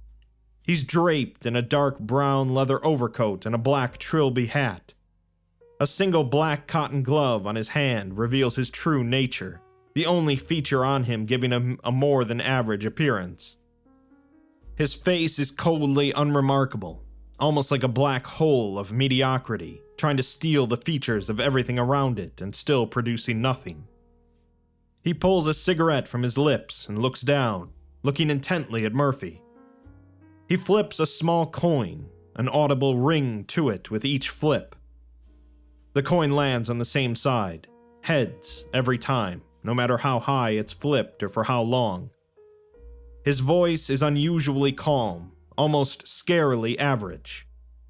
This is nobody, and from what Murphy now knows, he is also passenger one. Hello, Murphy. I'm so glad to see you made it. Seriously, genuinely. Murphy immediately points his gun up at him. Give me one good reason why I shouldn't put a hunk of lead in your skull right now. Even better, I can give you two. One, you're a snoop, Murphy.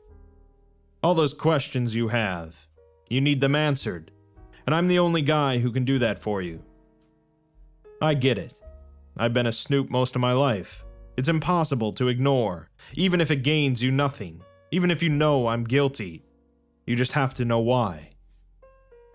Murphy squints and steps back, evidently offended. Second, it wouldn't work. Probably. 1 in 100 chance. Nobody raises his gloved hand and waves his fingers. I flipped a couple thousand coins just to find out.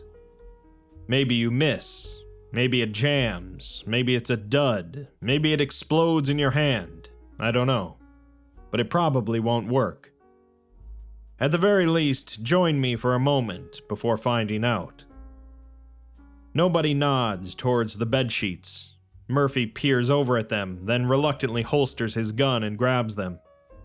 He climbs up the wall and pulls himself onto the roof, the top of which is flat and covered with gravel. Nobody reaches out his hand to help Murphy up, but he refuses to take it. He stands a few feet away from nobody, keeping a safe distance. He pulls the gun from the holster again, but keeps it held at his side. I'm sorry I couldn't get us Caesar's Palace, but I think the Aria is less stuffy anyway, and who can ignore the view from up here? Nobody turns to look out at the city, its glowing lights shining up from the ground in a brilliant splash of colors. The world is filled in with skyscraper hotels, palaces, and pyramids, a small Eiffel Tower and a volcano in the distance. The world below sparkles like diamonds, melting the heart at the sight of such amazing human capabilities. One of my favorite places in the world to just stop and look at. Nobody turns around to see Murphy still standing at a distance. But I suppose ruminating on the achievements of man isn't your cup of tea. So go ahead, detective. Ask your questions. Snoop. Nobody sits on the ledge of the rooftop, the light of the world behind him. Who are you? And what do you want? Why kill O5-7? Why any of this?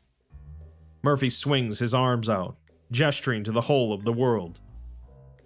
Funny, all those questions are tied to the same answer. You might want to sit down. It's a long one. Murphy continues to stand in the middle of the roof, now resting his weight on one leg. Fine. You listen to me all day and you won't listen to me now. Sure. Answer the damn question. You ever feel like everyone in the world was made by someone except for you?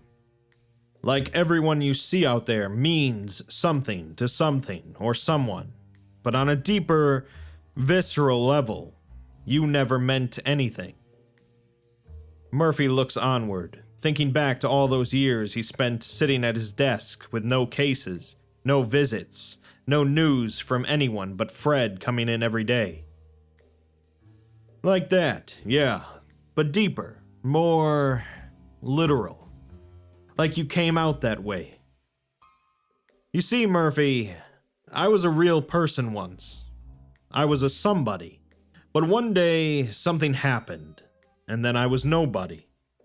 Like I was suddenly unaccounted for in the grand universe's phone book. Thing is, I don't remember what it was like to be a somebody. I don't remember who I was. Maybe I was D.B. Cooper. Maybe I shot Kennedy. I don't know. Fine, you're a depressed loner, sure. Why shoot 7? No, it's deeper than that. You can't understand. Of course you don't. I don't know why I thought you might. Nobody does, but nobody. Nobody pulls the cigarette from his lips and blows a puff of smoke into the night sky. Maybe I introduced myself too late in the story. That would make sense. I should have put more hints in earlier. Stupid. Okay, it's deeper than that. You don't know who you are, that's fine too. Why shoot 7? I'm getting there. It's a loaded question, alright? You see, when you're stuck like this, the only thing you can think about is how to go back. Back to when you were somebody. At least, that's what it's like for me. This longing to have meaning again. I'm constantly looking for new ways to regain that meaning, to break this curse. My last plot fucked up, so I hopped the back of an MC&D truck just to see what it had. Lost a page of my notebook somewhere between the scuffle with the driver and the crash. Nobody opens his overcoat and pulls a small notebook out from inside, a very short pencil stuck into the binding rings. That's when I found these. Nobody puts the notebook back and holds up his gloved hand. A ledger in the truck told me what they were, what they could do. I took them, tested them. Nobody flips the coin in his hand. It lands in his gloved palm, heads facing up. Flipped this stupid coin a couple thousand times, like I said, and it worked 99 out of 100 times. So I tracked down the one place at Site 19 I hadn't seen yet, just to see if I could get in with these. The Department of Pataphysics. You changed the probability of guessing the passcode to the garage and used it to enter. You're quick. Funny thing is, I don't think there's supposed to be a passcode lock. But I looked at it and said, what are the chances of that? That's about when I realized what I could really do. Why get in the narrative jumper? What good does that do for you? Nobody takes his hat off and hangs his head. Sign. That's the problem with you detective types. You just assume people have a reason for everything they do. Like I had this whole thing in mind when I jumped in, changed the chance that the lever pulled itself, saw the steam cover my eyes. No, I only hatched this when I got back, after I first saw it. Saw what? You really want to know what I saw out there? I asked, didn't I? Nobody stands again, then spreads his arms out. I saw everything.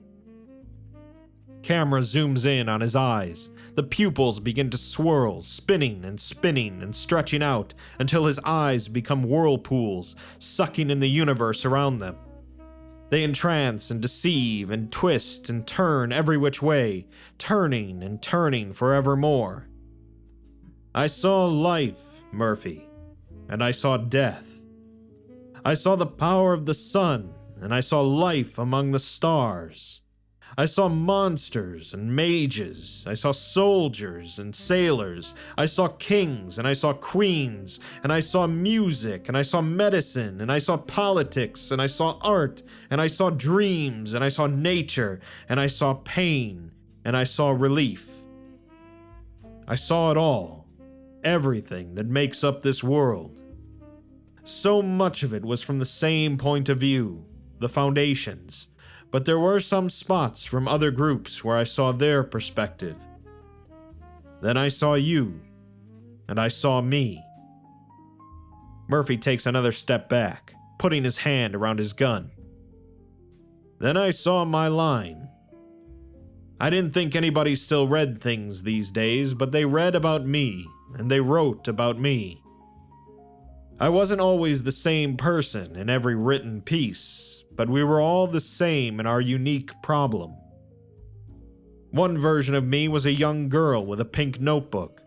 A few others were much older than me. A few of them were tailed by a man in a white suit, and a few others were tailing other people. Some of them got started in the early 1900s. Others had been around for thousands of years. The one other thing we all had in common was that we were always a mystery. Then it struck me. People like mysteries. People like me. That little ounce of joy I got when I saw the like count on some of those articles, I felt just a smidge like a real person again. So I had to make a mystery. That's when I found you. That's what this is all about? You killed that man, dragged me along out here through all this, set up all those little clues just to feel good about yourself? You set me up for that? I didn't set you up. That was something they did on their own. But what a turn of events it was. What a plot twist. Added some real tension to my story, it did. Amazing. How did you convince the O5 to do all this shit? Where's the girl? Hang on. Those are two questions. The O5 was easy. I got lucky. Nobody waves the gloved hand again. See, you can do anything with the promise of money and a little luck. That's just how people work. When I saw 231, I saw potential to hide something in all those black lines, more than just her pain. So I took it, and I hid it. And I gave it to them, and all they had to do was keep using it. They didn't ask questions. You want to know where the girl is, yeah? Maybe she's in the bedroom you didn't check. Maybe she's in the room across the hall about to scare some couple on their honeymoon. Maybe she was never real in the first place. Maybe nothing you found at August's old place actually happened. Maybe none of it was real. What? That... I know. Take a minute. Murphy stares down at the ground, trying to collect his thoughts. Above him, a light breeze blows by. The stars in the night sky twinkle and shimmer, a world of magic drifting by above them, both standing alone on the roof so high above the world and its problems. The purple sky washes over them so vividly you could almost drink it. It's indescribably beautiful. You still shot 057. I still have to take you in. Sure, you can do that. But I've already won. I got what I wanted. That feeling, the feeling of personhood and meaningful existence, it's sure to come back now. Now that I've done all of this. It has to. Any minute now. No. The two look up at each other, eyes interlocking. That feeling, it won't come back so easy. You know that. That's not how these things work. Not how anomalies work. Some get fixed, others don't. You could have changed the probability that it worked, but it hasn't yet. I think you're stuck with that 1 in 100. No, it's gotta work. That's how we're alike, you and me. We both need this story to work. It's all I've got too. Maybe that's why you wrote me this way. What are you talking about? It needs a finale. That's what it is. One last grand send-off. The antagonist's last hurrah. Put on your glove, Murphy. I want to show you something. Murphy pulls the black cotton glove from his pocket. He sets his gun back in the holster and stares at it, then looks back up at nobody. Why? You're going to chase me, and I want an even fight. Murphy looks back down at the glove, then pulls off one of his own leather gloves and slides it on. Attaboy. Nobody takes a couple steps forward, then turns around, runs, and leaps off the roof. Murphy runs up to the edge of the roof and looks over it. Along the road, as nobody cascades towards it, a garbage truck races by, carrying old box spring mattresses in the back.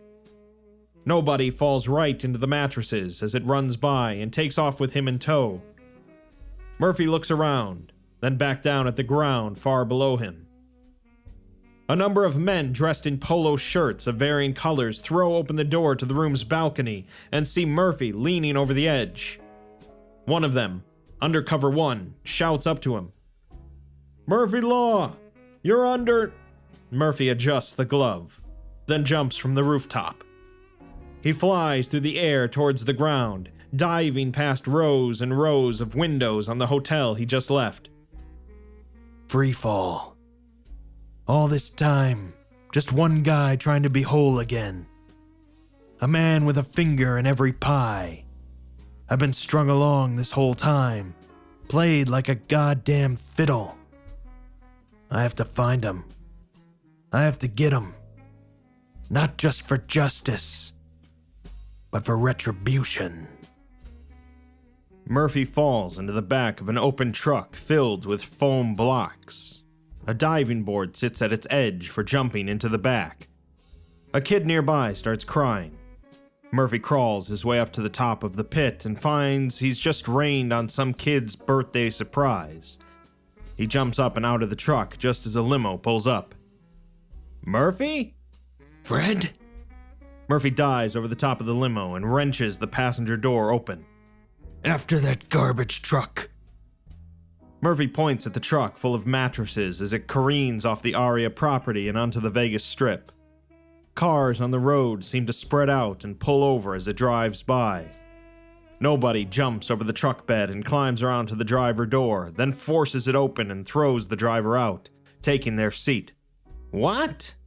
Drive, damn it, drive! The limo driver floors it, making the engine roar as it guns out of the entryway, kicking up smoke on the birthday party.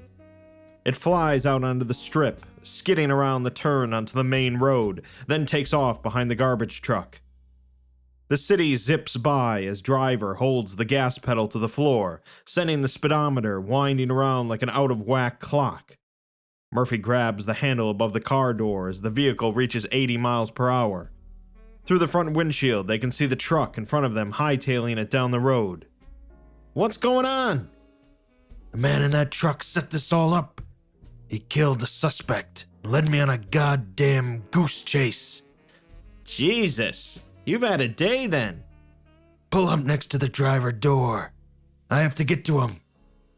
It's going as fast as it can. Behind them, the sounds of police sirens fill the air. Red and blue lights permeate the orange glow of the street lamps passing by.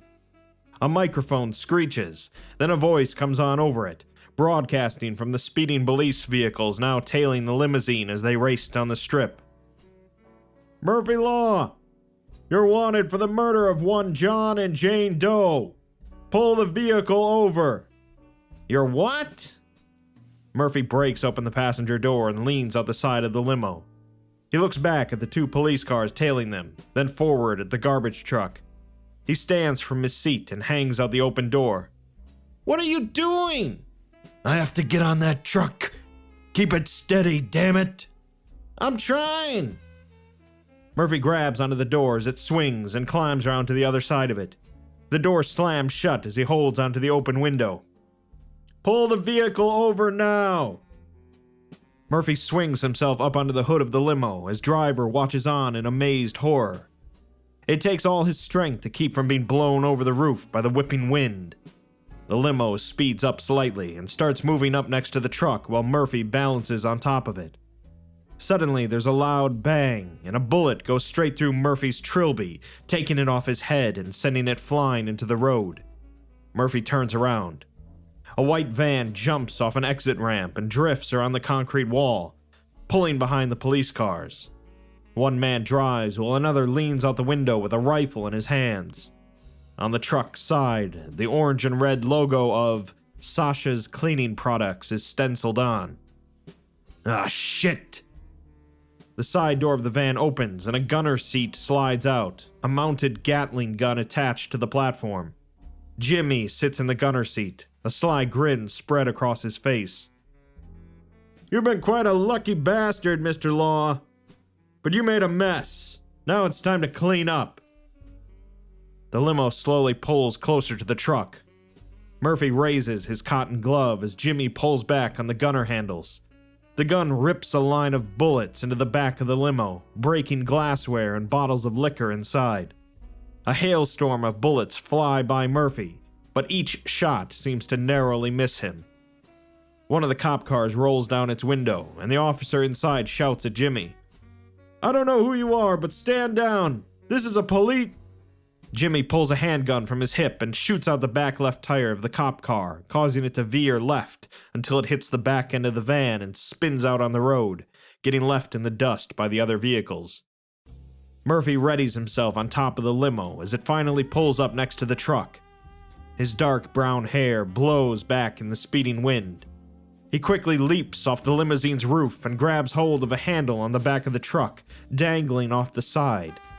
His legs can't find footing, and they get blown backwards by the speed. He hangs onto the handle, his life depending on it. The van behind them rips another hail of bullets into the truck's back. Murphy closes his eyes for a moment, thinking of the cotton glove. "Come on, get lucky! Get lucky!" A bullet from the Gatling gun takes out the chain holding up the back door of the truck bed, and it drops open, skidding along the ground and sending sparks flying. Murphy pushes his feet off the side of the truck and swings back around the side, letting go of the handle and falling into the bed. He pushes the stack of mattresses out of the bed and onto the road, sending them careening back into the van. A mattress gets caught on the windshield, and the van swerves left and right to try to get it off, hitting the other police car in the process. The car's brakes screech and it comes to a halt, the van blowing by it. The mattress finally shakes off the side, flying back and directly into the gunner seat. The side of the mattress hits Jimmy squarely in the face, and he falls off the seat and tumbles onto the road. Murphy climbs up and over the back of the truck, steadying himself on the roof. He kicks at the windshield with his boots, denting and cracking them with each kick. Behind the windshield, a smile spreads across nobody's face as he looks up at Murphy. Now this is what my story needed. One final fight. The ultimate climactic conclusion. Good versus evil. Protag v antag. What is wrong with you? What's wrong with me? What's wrong with you? I told you we're one and the same here, Murphy. We're both just searching for our purpose, longing to mean something. I just went and did it myself. The van's gunner seat slides back into the van and the side door closes. The man in the passenger seat leans back out the window with a rifle and fires at the truck. A couple rounds slam into the truck's open backing. Murphy continues ineffectually kicking the windshield. Look at you, going at it. You're different now, Murphy. You're a changed man. Shut up. Shut up! 5 was right. You're new. You're different. I've changed you forever. You're no noir mystery. You're an action thriller now. I made you that way. The rifleman in the van shoots one of the truck's back right tires. The truck starts slowing down and sliding right. Nobody pushes the gear shift into neutral and throws open the driver door. The limo still rides next to it, a terrified driver still holding the pedal down. Nobody dives from the driver door and onto the roof of the limo, landing on his stomach. The truck slows and the limo pulls forward. Murphy looks back at the van chasing after him as the truck slows, then looks over at the limousine. He jumps from the truck and lands on the back of the limo, just barely keeping his balance. The van's remaining 2 passengers' smiles fade as the truck slows, realizing that they're still directly behind it. The van slams into the truck, the force of the speed crunching it like a stomped-on soda can. Murphy kicks the side of the limo. Stop the car, Fred. We got him. The limo's brakes scream and the tire rubber burns off onto the asphalt below. The car lurches forward as it finally comes to a full stop on the highway, sending Murphy and Nobody tumbling over the front. They roll onto the road, both of them rolling perfectly and rising to their feet uneasily. What a thrill. I almost wish it didn't have to end. Murphy runs up to Nobody and slams his clenched fist into the side of his face, sending Nobody back down to the ground. Murphy plants his foot on Nobody's chest and stares down at him with a piercing, icy gaze. Murphy draws his gun from the holster and aims it squarely at the center of Nobody's chest. What are you gonna do? Kill me? I've already won. I got what I wanted. I spent 10 months putting this together, setting up all the pieces. You think I don't have contingencies? Nobody raises his gloved hand, pointing at Murphy's chest. You can't stop what's coming. Murphy grips the hand and rips the glove off, then pulls back the trigger. Oh. There's the crack of a gunshot. Nobody drops his hand to his side, looking at his now bleeding chest in amazement and shock. This isn't the end. You haven't stopped Nobody. Somewhere out there. Somewhere. Nobody coughs, spitting blood onto his overcoat.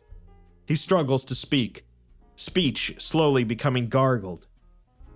Another pataphysical Nobody will find me. Find us.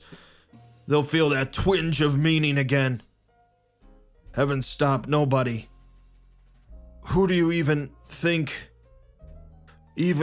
you are? Me? I know who I am. I'm Murphy Law. A wide smile spreads across Nobody's face. I'm the guy you call when everything that could go wrong did. Nobody lets out a final chuckle, the laugh laced with crimson chokes. It's perfect. The end. Nobody's head finally falls back onto the pavement. The coin drops from his hand and onto the asphalt, tails side up. Murphy steps off his chest and collapses onto the road, extraordinarily tired. He stares up at the twinkling stars of the night sky, admiring each little one as it shines down on him. Camera zooms out to show Murphy and Nobody laying next to each other, as if watching the stars together. The limo pulls up next to Murphy. It's battered and bullet-riddled to an almost comedic level. Driver rolls down a partially broken window. Hey, champ. Need a lift? Murphy stands back up and takes a deep breath. He takes one last look at the body before turning and climbing back into the limo's passenger side. Thanks, Fred. It's been a long day. Get me the hell out of here.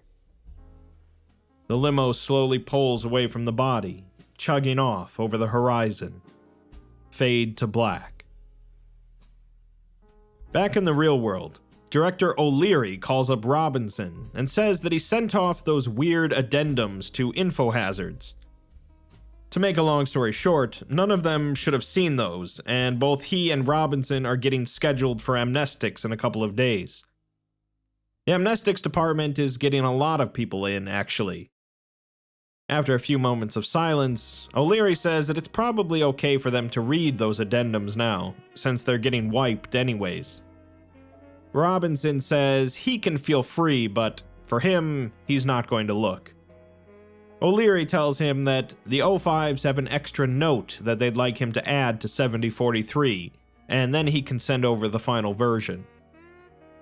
The final version of SCP-7043 lists its description as a collection of 246 black gloves, each made primarily of cotton. The gloves possess no notable physical features, save for a single tag on the inside of each, which is stamped with the logo of Marshall, Carter, and Dark. They can be worn by most persons regardless of hand size, as the material will stretch to accommodate most hand sizes. When one of the gloves is worn by a person, the person will gain the ability to manipulate the probability of any event occurring. These range from simple probability tests, such as the flip of a coin or the roll of a die, to larger, more complex events one might not otherwise consider to be dictated by chance. The probability manipulated in this way can never be 100% guaranteed, as it's believed that the use of an instance in this manner would grant the user the ability to affect the fabric of space and time in a manner akin to that of a Level 1 reality bender. No actual testing has been performed on the gloves so far, as this information is based purely on documentation recovered from MC&D. All of the gloves were recovered from the crash site of a MC&D shipping truck, which veered off the main road and crashed into a tree 30 miles south of Wetumpka, Alabama on September 7, 2021. The reason for the collision is unknown, as no prior issues with the vehicle could be discerned on inspection. The driver of the vehicle was found deceased at the crash site, with some bruises and abrasions suggesting a struggle with an attacker. No other persons were found, although one document of note was recovered, believed to have been left by the attacker. The note, dated September 7, 2021, mentions that they discovered the route of an MC&D truck, and they've scrapped their previous idea. The concept fell through, and the subject refused to cooperate. To say that the previous attempt was a failure is an understatement. They're going to jump the truck and investigate the shipment, and they have a good feeling about it. This could be their golden ticket. This is too hopeful maybe, but hope is all there is to have anymore. They have to break this curse, and they will, eventually. The note is signed, Nobody. We're then given a notice from the O5 Council, stating that on July 6th, O5 5, 6, and 7 were all attacked, unprovoked, by SCP-3143, Murphy Law, while utilizing an instance of SCP-7043. Murphy managed to successfully terminate each of them using SCP-7043's capabilities, and is considered hostile, needing to be captured at all costs.